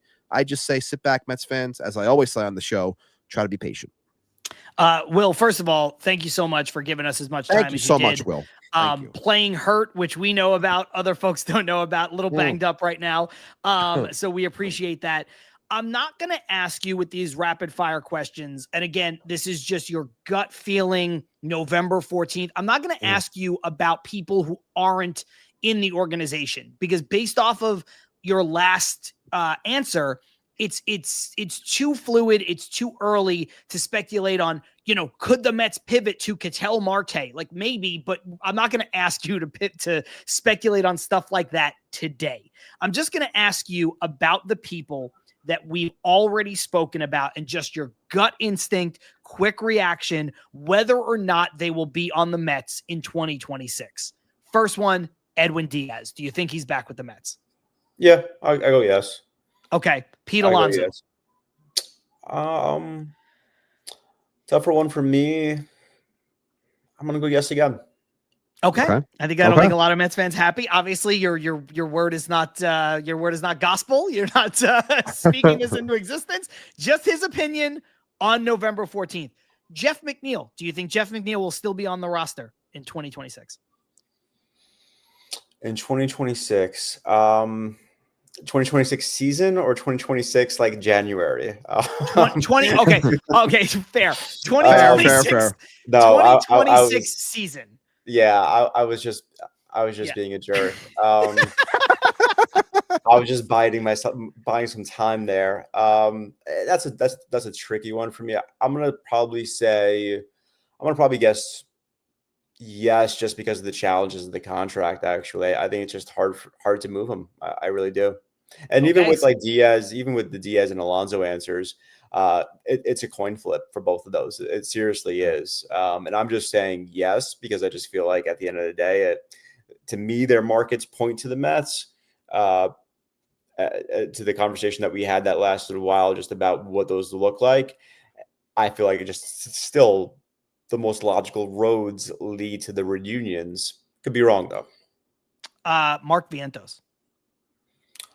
I'm going to go no. I'm going to go no on that, just because I just feel like I know he's coming off the down season, but like there are some teams that are weak at the corner infield spots that they could use some power for. And I just feel like he's a guy that still holds some value in the market, and somebody that the Mets, from what I reported over the summer, they weren't too keen on just giving him up for a rental, unless it was a really good rental.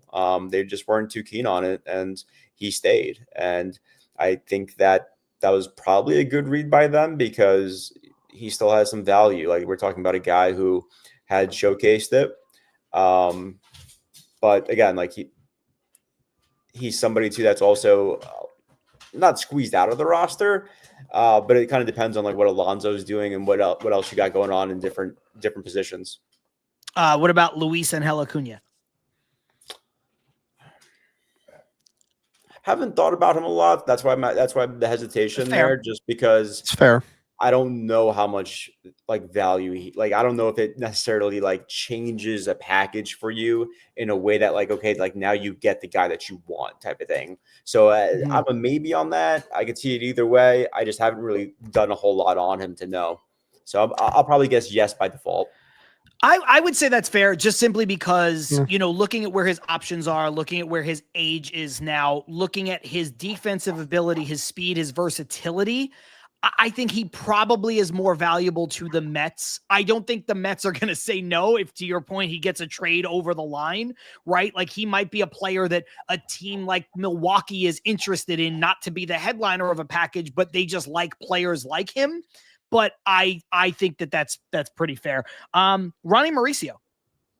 I'm going to go yes. I think that he's really well liked. I know that he also has some value to him as well, but he's somebody that the Mets really they think highly of his skill set. I know this guy is more than likely to be here, but I'm just going to put him in the mix because you have to name all of these 4 players together legally, or you don't do a podcast about the Mets. Brett Baty. Because I know Brett Baty is probably going to be their third baseman, but also I don't think Brett Baty is going to be the reason why they say no to a particular deal for like a big starter or something. So I'm gonna go probably no. Actually, I'm gonna throw you a wild card and say no, just because I think that the Mets really like him. They really appreciate him at third base. But again, he's somebody that if you're going to make a trade, that's the guy that people are like, oh, he showed us that he could be a major leaguer. Like he's somebody that's major league talent that we could use on our roster, and he could fill different spots. Like he could play a little bit of even second base for you. He showed that. I view him more of a third baseman, of course, but like he could do some different things for you. And I just think that he holds a lot of appeal. So like, that's why I would be no. Like you have to be willing to like, the trades that you make for like some of these guys that we've talked about, they're going to have to hurt on some level. Like you're just not going to be able to get away with just giving up nothing for these guys. And so for me, if I'm just like saying yes or no to certain guys, I'll probably lean more no on him. Just out of pure speculation, not reporting anything. Just because of if you want to get somebody, you got to give somebody up. Ibby, how do you feel about that? I'm in shambles right now because you said that. But no. I guess the one thing I would say as just a follow-up to that feeling is, do you think for them to move off of Baty, and yes, you have to give in order to get, do you think they'd be more inclined to move him if it was for a pitcher that had years attached to them as opposed to just the 1 year? Yeah, maybe. Maybe so. It depends on which kind of pitcher you're talking about, though. Because, yeah, for some of these guys who are number ones, then it's just going to require a lot. I just feel maybe I'm wrong there, but just based on like what the market is for starting pitching, it's just going to require more than like what people want it to require. And so, yeah, again, like I'm just guessing, and I just know that like there would be a lot of interest in somebody like that. It's like you're instant, like the reason why a lot of fans are more like, okay, yeah, sure, we'll trade Mauricio instead of Baty. Well, that's the same reason why the teams don't want Mauricio as much as Baty. So like it's just not going to work. It doesn't equate. So I think in a nutshell, sure, like if you're the New York Mets, you're going into the season with Brett Baty as your third baseman, like not Ronnie Mauricio. But if I'm Team X looking to make a trade with the Mets, I want Baty. Right.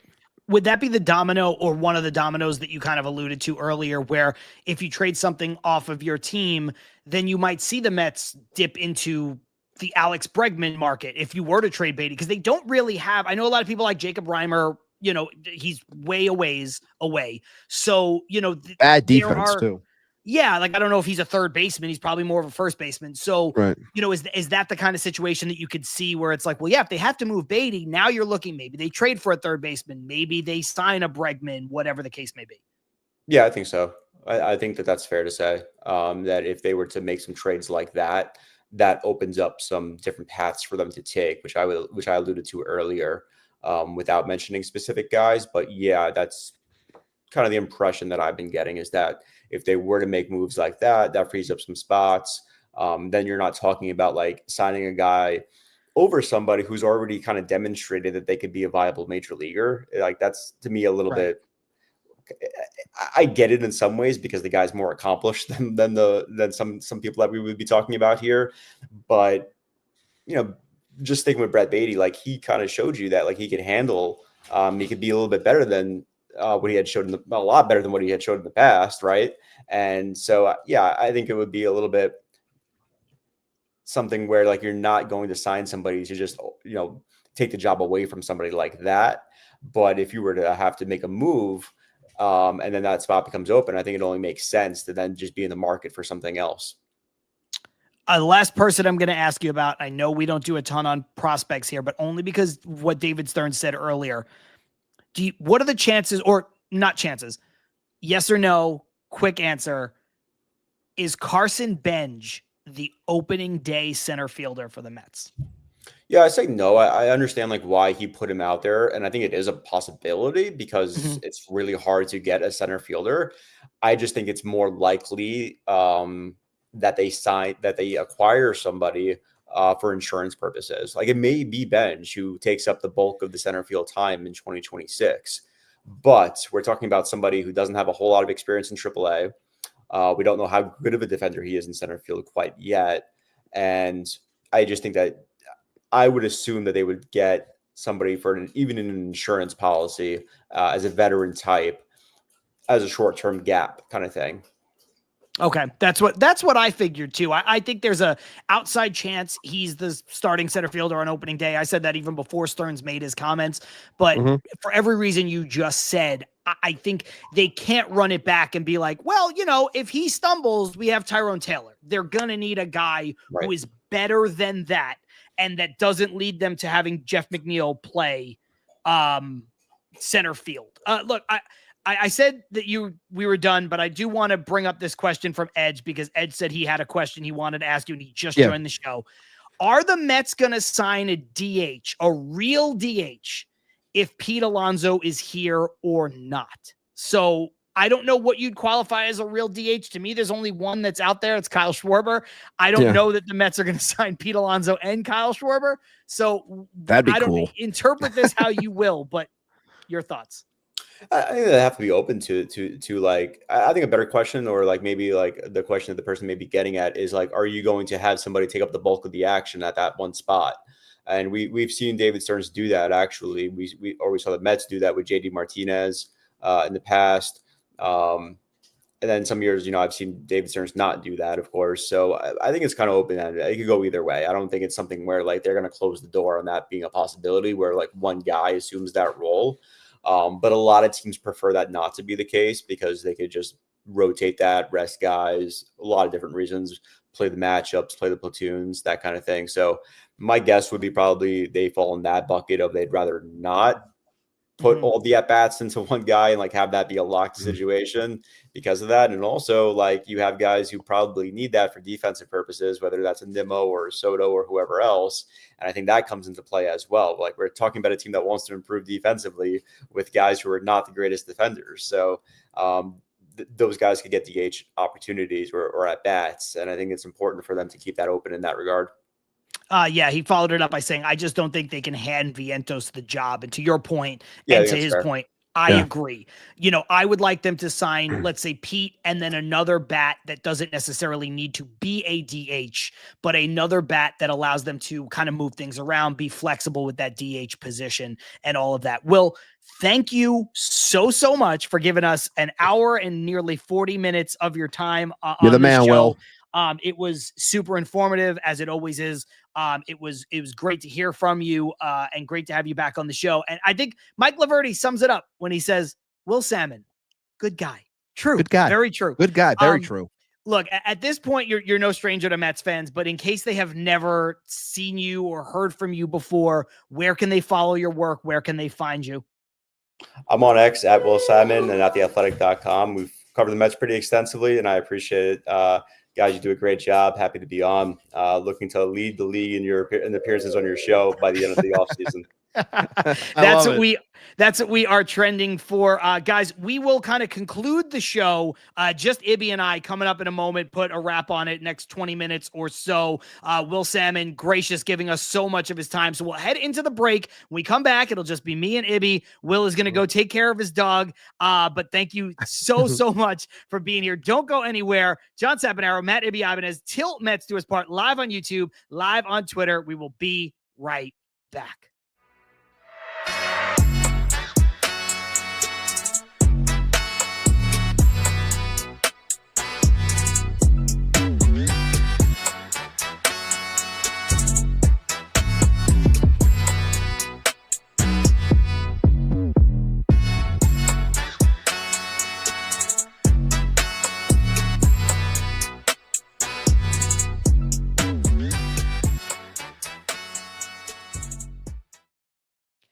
Yo, just like that, we are back with Til Mets Do Us Part, live on YouTube, live on Twitter, like we are every single week. Of course, this week, things a little different. We are on Friday to accommodate the schedule of our amazing guest who just left us moments ago, Will Salmon of The Athletic, giving us nearly an hour and 40 minutes of his time, just a few hours after landing back in New York from the GM meetings. John Saponaro out in North Hollywood, California, and the empty chair of Matt Ibanez as he runs off for a quick moment, more than likely to handle something at home with the kids, with the dog. Ibby, you are back.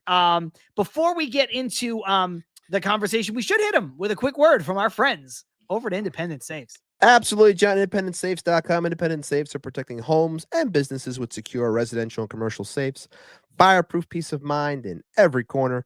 Visit IndependentSafes.com today for security that stands strong. And, man, we usually have a segment that comes up next. We got to put someone in the safe. We got to put somebody in the safe. We don't have a lot of time, but we got to put somebody in the safe. We got to put someone in. Like, there's plenty of ideas. And I don't want to steal any of John's thunder, because he's got ways that he can go. I'm not sure where he's going to go, and I don't want to take from him either. Let's see. I'll go first if you want. You know, I'm going to deflect for the first time because honestly, I don't know exactly who I want to at the moment. So I'm going to deflect to you, and then we'll come back and see if I can finish strong. Well, I'm also going to just not defer, but I'm going to just bring up a few good comments, as there always are during this part of the show. Armand saying, put the mute list in the safe. Okay, Mr. Nobody saying, put those gambling pitchers in the safe, which is fair. Which is fair. That is Mike fair. Laverty, his words, not mine. Time to put that jerk off Lazy Mary in the safe, which is so direct, and I love it. Gab earlier saying, are we putting those burner accounts in the safe? And I saved that one for last because that's what I'm going to do. I figured you were. Yeah. Listen, I'm putting anonymous accounts that want to tell me or anybody else how to tweet, how to interact, how to act. I'm putting those in the safe because, look, there are people on this show that I have had it out with on Twitter. I know. People don't like me. People don't like me and then do like me. People watch the show in spite of not liking me. I get it. What I do is not for everybody, and that's fine. I'm trying to be a little bit more chill on Twitter for the most part, at least for now. We'll see how long it lasts. The point is, you were fighting David Stearns' burner this afternoon. But But I was more tame in doing so. and here's my thing. Here's my point. If you're going to do it, at least stand on business and don't do it from an account that is David Stearns' burner. Like, don't do it from an anonymous account that is labeled, like, not labeled as parody, but is parody. If you're going to say something, just say it with your chest. Because there's my account out there with my face and my name and my opinions, right, wrong. I'm going to be right sometimes. I'm going to be wrong most of the time. That's how it is when it comes to sports opinion anyway. So just this guy on the David Stearns burner is like, I'll debate you on anything. And I'm like, I don't want to debate you. I don't even know who you are. I don't care about your opinions. I have no interest in who you are.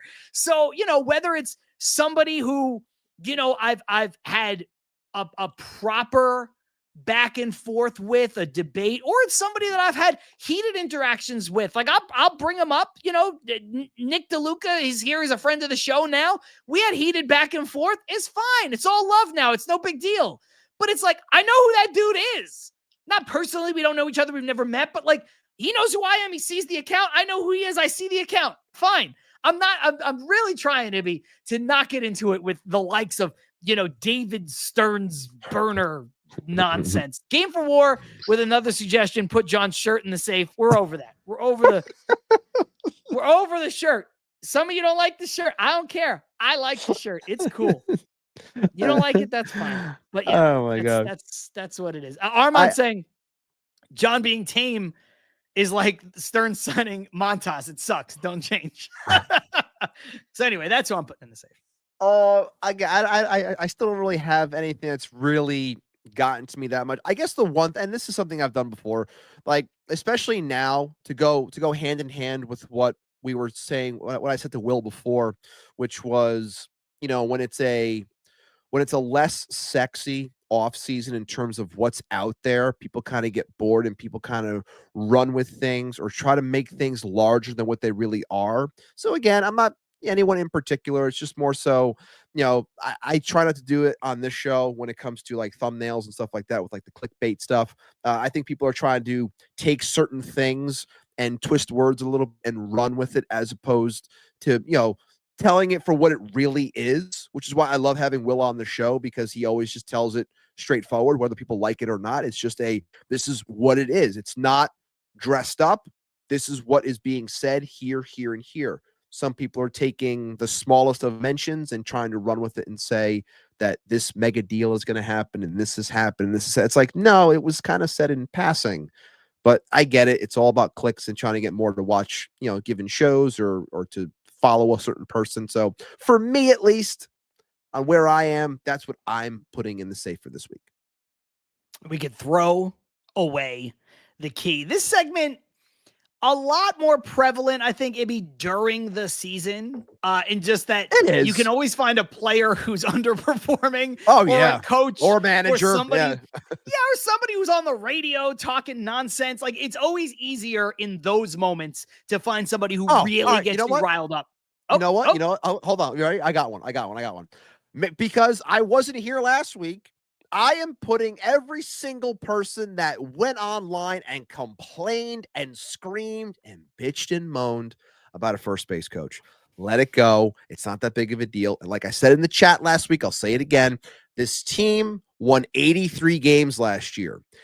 If our success is built on a first base coach, we have a lot more issues. So I will put those people in the safe. And if it's people in here that I love, I apologize. But again, take a step back, breathe. You're going to be okay. It's just the first base coach.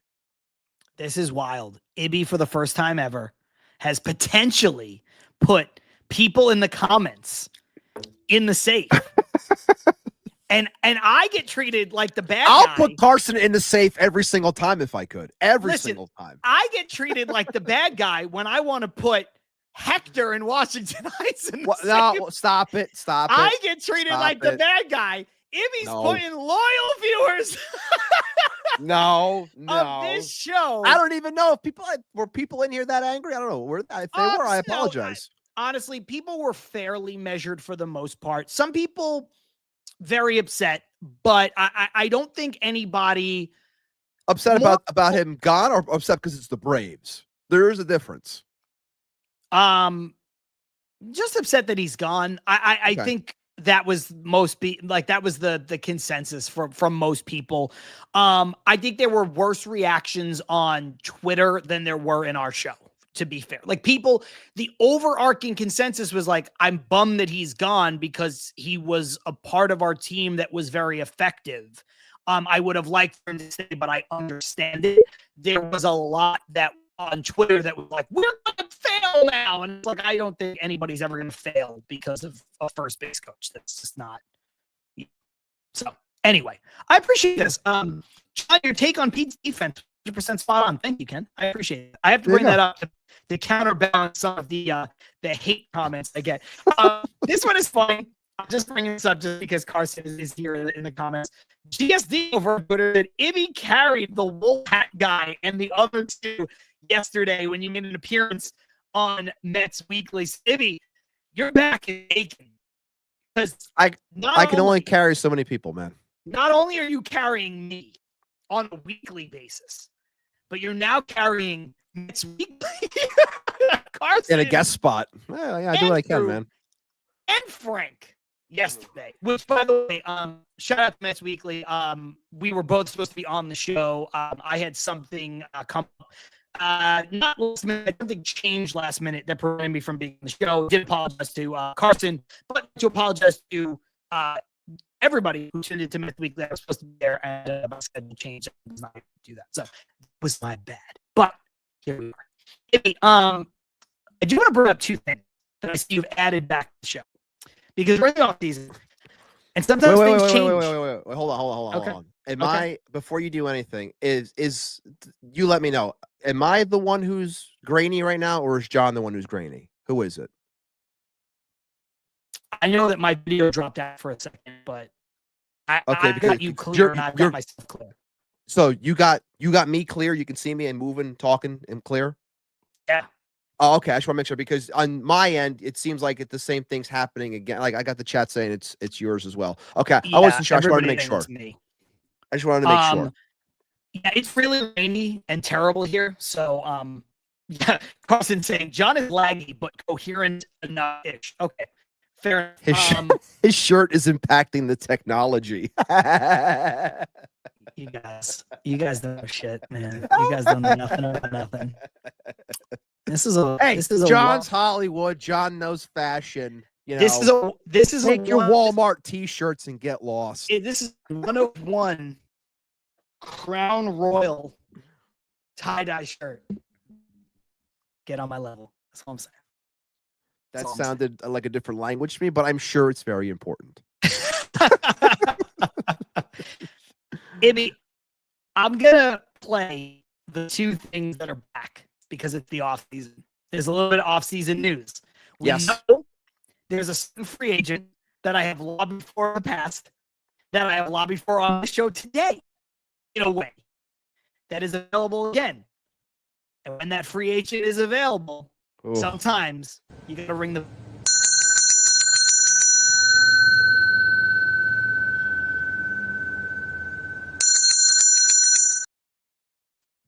triumphant return of the Belly Bell.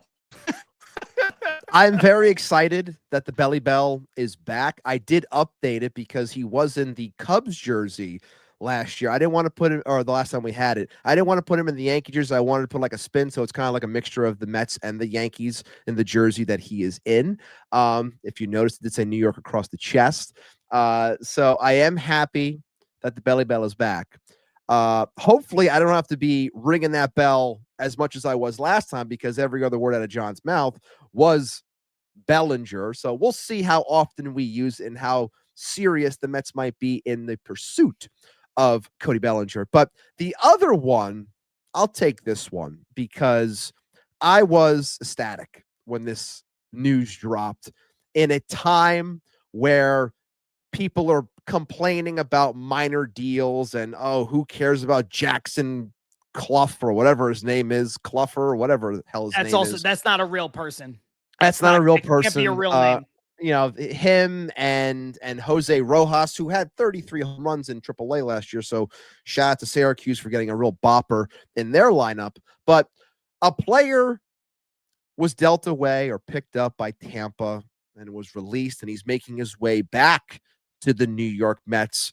I made a video for this man. We had some fun with it when it happened, and I'm very happy that I can bring this back, because with Edwin Diaz in question and Narco and the light shows and Hell's Bells probably leaving, the Mets need something to light up Citi Field. And what better than the color and shade of purple or lavender throughout, and the lavender fields of what could be at some point at Citi Field, but the return of Nate, the Great Lavender.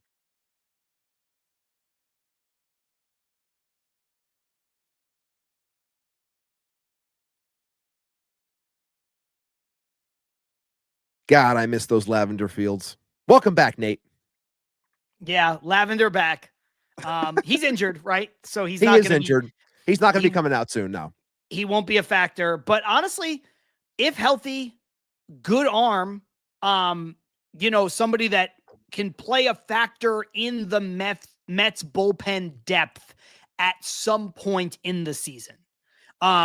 It was a bummer when he got taken. Obviously his injury made it so that he didn't pitch and it wasn't really a factor, but, no, I think, look, I think Nate Lavender, if he's healthy, I know you're joking about the, you know, replacing Edwin Diaz, which is imagine great, it, honestly. just imagine the purple or the lavender. Yeah, I don't know I don't know that what sound. they would probably have to play like his entrance would probably be like Deep Purple, like Smoke on the Water or something. Yeah. Yeah. And then you could do like a purple light show. Man, if only he was that good. Like, not to replace Diaz, but if Nate But Lavender yes. ever turned into a guy who deserved a fucking entrance. An entrance. Yeah.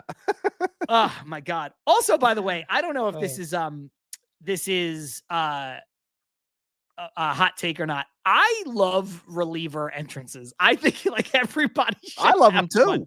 Yeah, them too. Carson with a good one. Purple Rain would be That's a good one. great. That's a good one. I think actually Purple Rain is probably better because it also just doesn't strike you. Like I like when they're amped. Obviously, everybody likes when a closer comes into something amped. But like it's different. it's something cool when it's just like, Yeah. imagine the lights hit, it gets dark, purple lights start flashing, and you have Purple Rain, which is it's a ballad. Like, oh my God, that goes hard as hell. That's why I like it. I think every reliever should have an entrance the way that every batter has like a walk-up song. I think there should be like something there. It's entertainment. It's in the end, it's the entertainment business. We watch to be entertained, and I think stuff like that is always cool. Yeah, Cindy saying, I do too, John, liking that. And Mr. Nobody, a calm entrance would disturb the opponent. Right. It's like you're rocking him to sleep. That's what, like, yeah. Then he comes in, he fires. Douglas Barnes, the video board would say Purple Rain, but spelled REIGN. Ah, okay. You have another one, Purple Haze is possible from Armand. So I think there's a lot. Like, I just think it's fun, man. I think it's fun. Speaking of fun, Ibby, we got about 5 minutes to play with here. It's always great having Will Salmon on. I think my Wi-Fi is back. Am I fully like you're good? Being heard? You're good okay, now. good. Yes. Mike Laverty saying, newsflash, John, every reliever does have a walkout song. I just mean like I want it to be like bigger. I just like I want it like I understand you need to have a distinction between like the ace level guys, the closers, and maybe not every guy could have it, but I think there should be a little bit more pomp and circumstance to just playing the song. And the crazy intro that like a few closers get. I just think there should be a little bit more. I think it's fun, man. I think, you know, most stadiums have the technology now to do crazy stuff like the Mets do. Yeah, like maybe this is it. Give me WWE reliever entrances. So basically, John wants Kenny Powers to be having, you know, the flag coming out and the fireworks going up and he's just firing things up. That's what we want. We want to have all of that fun to just make baseball to the next level. Yeah. Yes, I do. I want wrestling intros, dude. I just think it's fun. You know, like it's just embrace the fun. Embrace, you know, give me a slice of just the absurdity that is like the Savannah Bananas. Like I don't want to I don't want the ridiculousness. Obviously, like you can't have that. It's not the game. But I want some of that. I'm not trying to get into this discussion because we'll have plenty of time in the future to talk about this, but people who don't know of the Savannah Bananas or how things go there, you're going to get used to it because once baseball does lock out, you're going to be watching a lot of Savannah Bananas. So just get ready for that. Yeah. Yeah. I agree with that. I agree with that. You're going to be watching a ton of Savannah Bananas and then Savannah Bananas inspired things. They're going to grow in a way that's insane. I want to see Brooks Raley coming out and doing the spin-a-rooney. He's probably blowing his hip on that.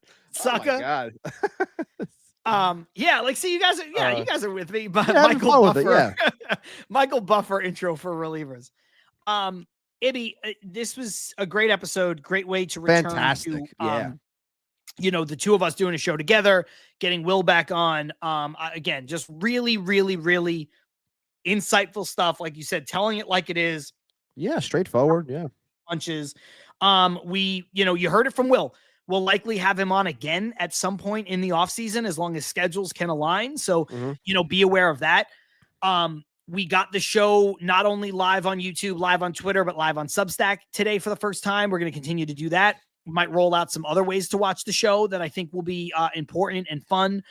Douglas Barnes, not a fan of the Bananas, saying I'll watch curling before I watch the Bananas. That's fine. It's not for everybody. I do understand that. I think it's fun. It's definitely, I've never watched it on TV. I've only seen clips, but I did see it in person. In person, it's wonderful. It is so much Yeah. fun to be at, especially if you can get tickets in Savannah. At, I think it's called Grayson Stadium. It's just so much fun. Can't recommend that enough, but tickets are sold out for like 11 years. So Yeah. good luck. No, and we're going to have, I don't want to say who yet, but we will have someone else who covers the Mets very closely on the show right before the winter meetings. So the winter meetings are the second week in December. Leading up to that, we will have a guest on the show who covers the Mets, who I think will be another great, really important voice to have on the show. And I will just tease it by saying it's someone who's never been on the show before. So we go from Will Salmon, who's been on the show a ton, to somebody who's never been on the show before, who also covers the Mets. So I think this is we're in the thick of it now, guys. This is every week back to speculating, back to hoping, back to reacting. Because I think some stuff is going to start to happen here. It usually does before Thanksgiving, and we're a couple weeks away from Thanksgiving, and I think some stuff is going to happen. I think, in the next 2 weeks, we'll have some news to react to, tangible stuff for sure. I agree with that for sure. And I do believe the report that came out saying how the reliever market's going to be moving quick. And I think a lot of those guys are going to get locked in. I think we're going to have some resolution within the next, I'm going to guess within the next week or two when it comes to Edwin Diaz. That's my prediction. Call it bold, call it whatever. But I do think we're going to have something when it comes to what his future holds within the next week or two. Yeah. And I think barring something crazy out of nowhere, I think that Edwin Diaz will probably be the first domino to fall, because I think other relievers are going to wait for him to set the market, especially the guys like Devin Williams, Ryan Helsley. Like, they're not going to be in the same Suarez. They're not going to be in the same class, but a lot of those guys are going to wait for him to set the market. Now, could a guy like maybe Peter Fairbanks or something jump the line? I could see that happening, but I think Edwin Diaz will be the first domino to fall. And I think you're right. I think we have that wrapped up one way or another, whether he's back with the Mets or not. We hope he's back with the Mets.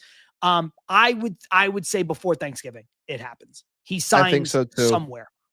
And I think, obviously, the 50 votes that came in on the YouTube side, I did pose a question to everyone. That was, do you believe Edwin Diaz will re-sign with the Mets? 84% of those 50 votes, 84% said yes, while 16% said no. So a lot of the Met faithful believe that Edwin Diaz will be back. Okay. And another thing I just want to say real quick is obviously shout out to the 490 plus people that are with us right now. Clearly joined us for Will this week, which is fantastic. Love all of you. Thank you so much. If you haven't already, make sure you like the video, subscribe to the channel. It helps us with our growth. We are inching closer and closer towards 1,400 subscribers on our on our road to 1,500, so on and so forth, closing in on 1,200 followers on TikTok. We continue to grow there as well. I'll make sure to get shorts and TikToks out this week. A lot of good stuff from Will, so I'll make sure to post those throughout the week. And don't forget, guys, I know it's been a while, but we will still also be doing that giveaway that I promised of the signed Billy Wagner Hall of Fame inscripted plate. Not sure what to call it. Frisbee. It's a nice piece. It really is.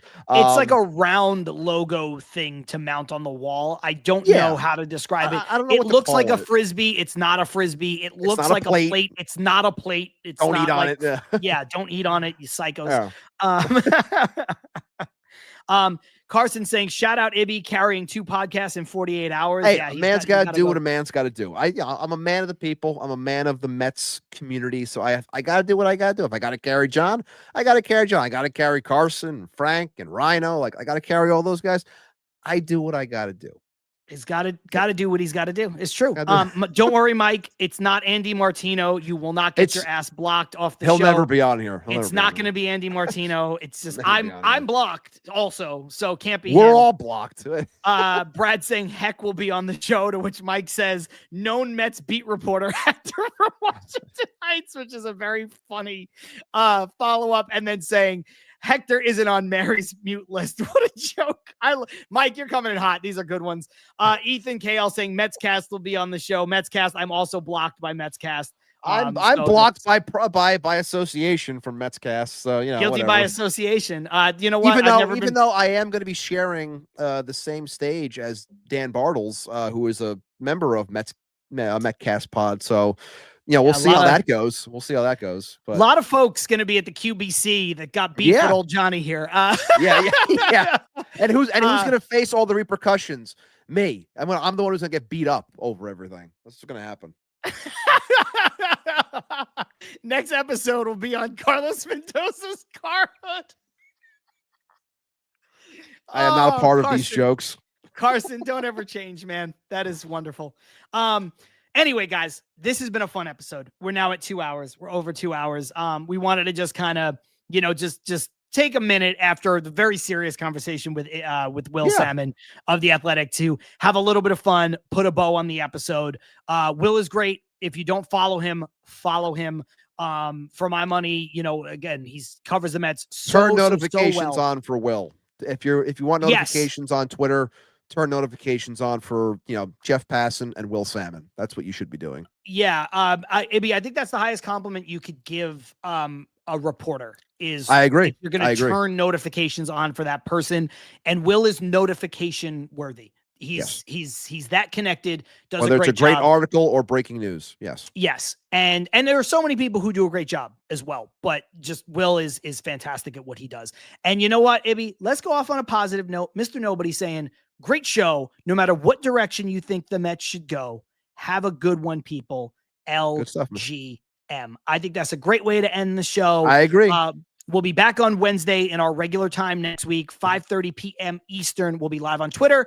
We'll be live on YouTube. We'll be live on Substack. We may even be live in a few different places. Mike Laverty, have a good weekend, everyone. Go burn that shirt, John. Respect. I won't. I love it.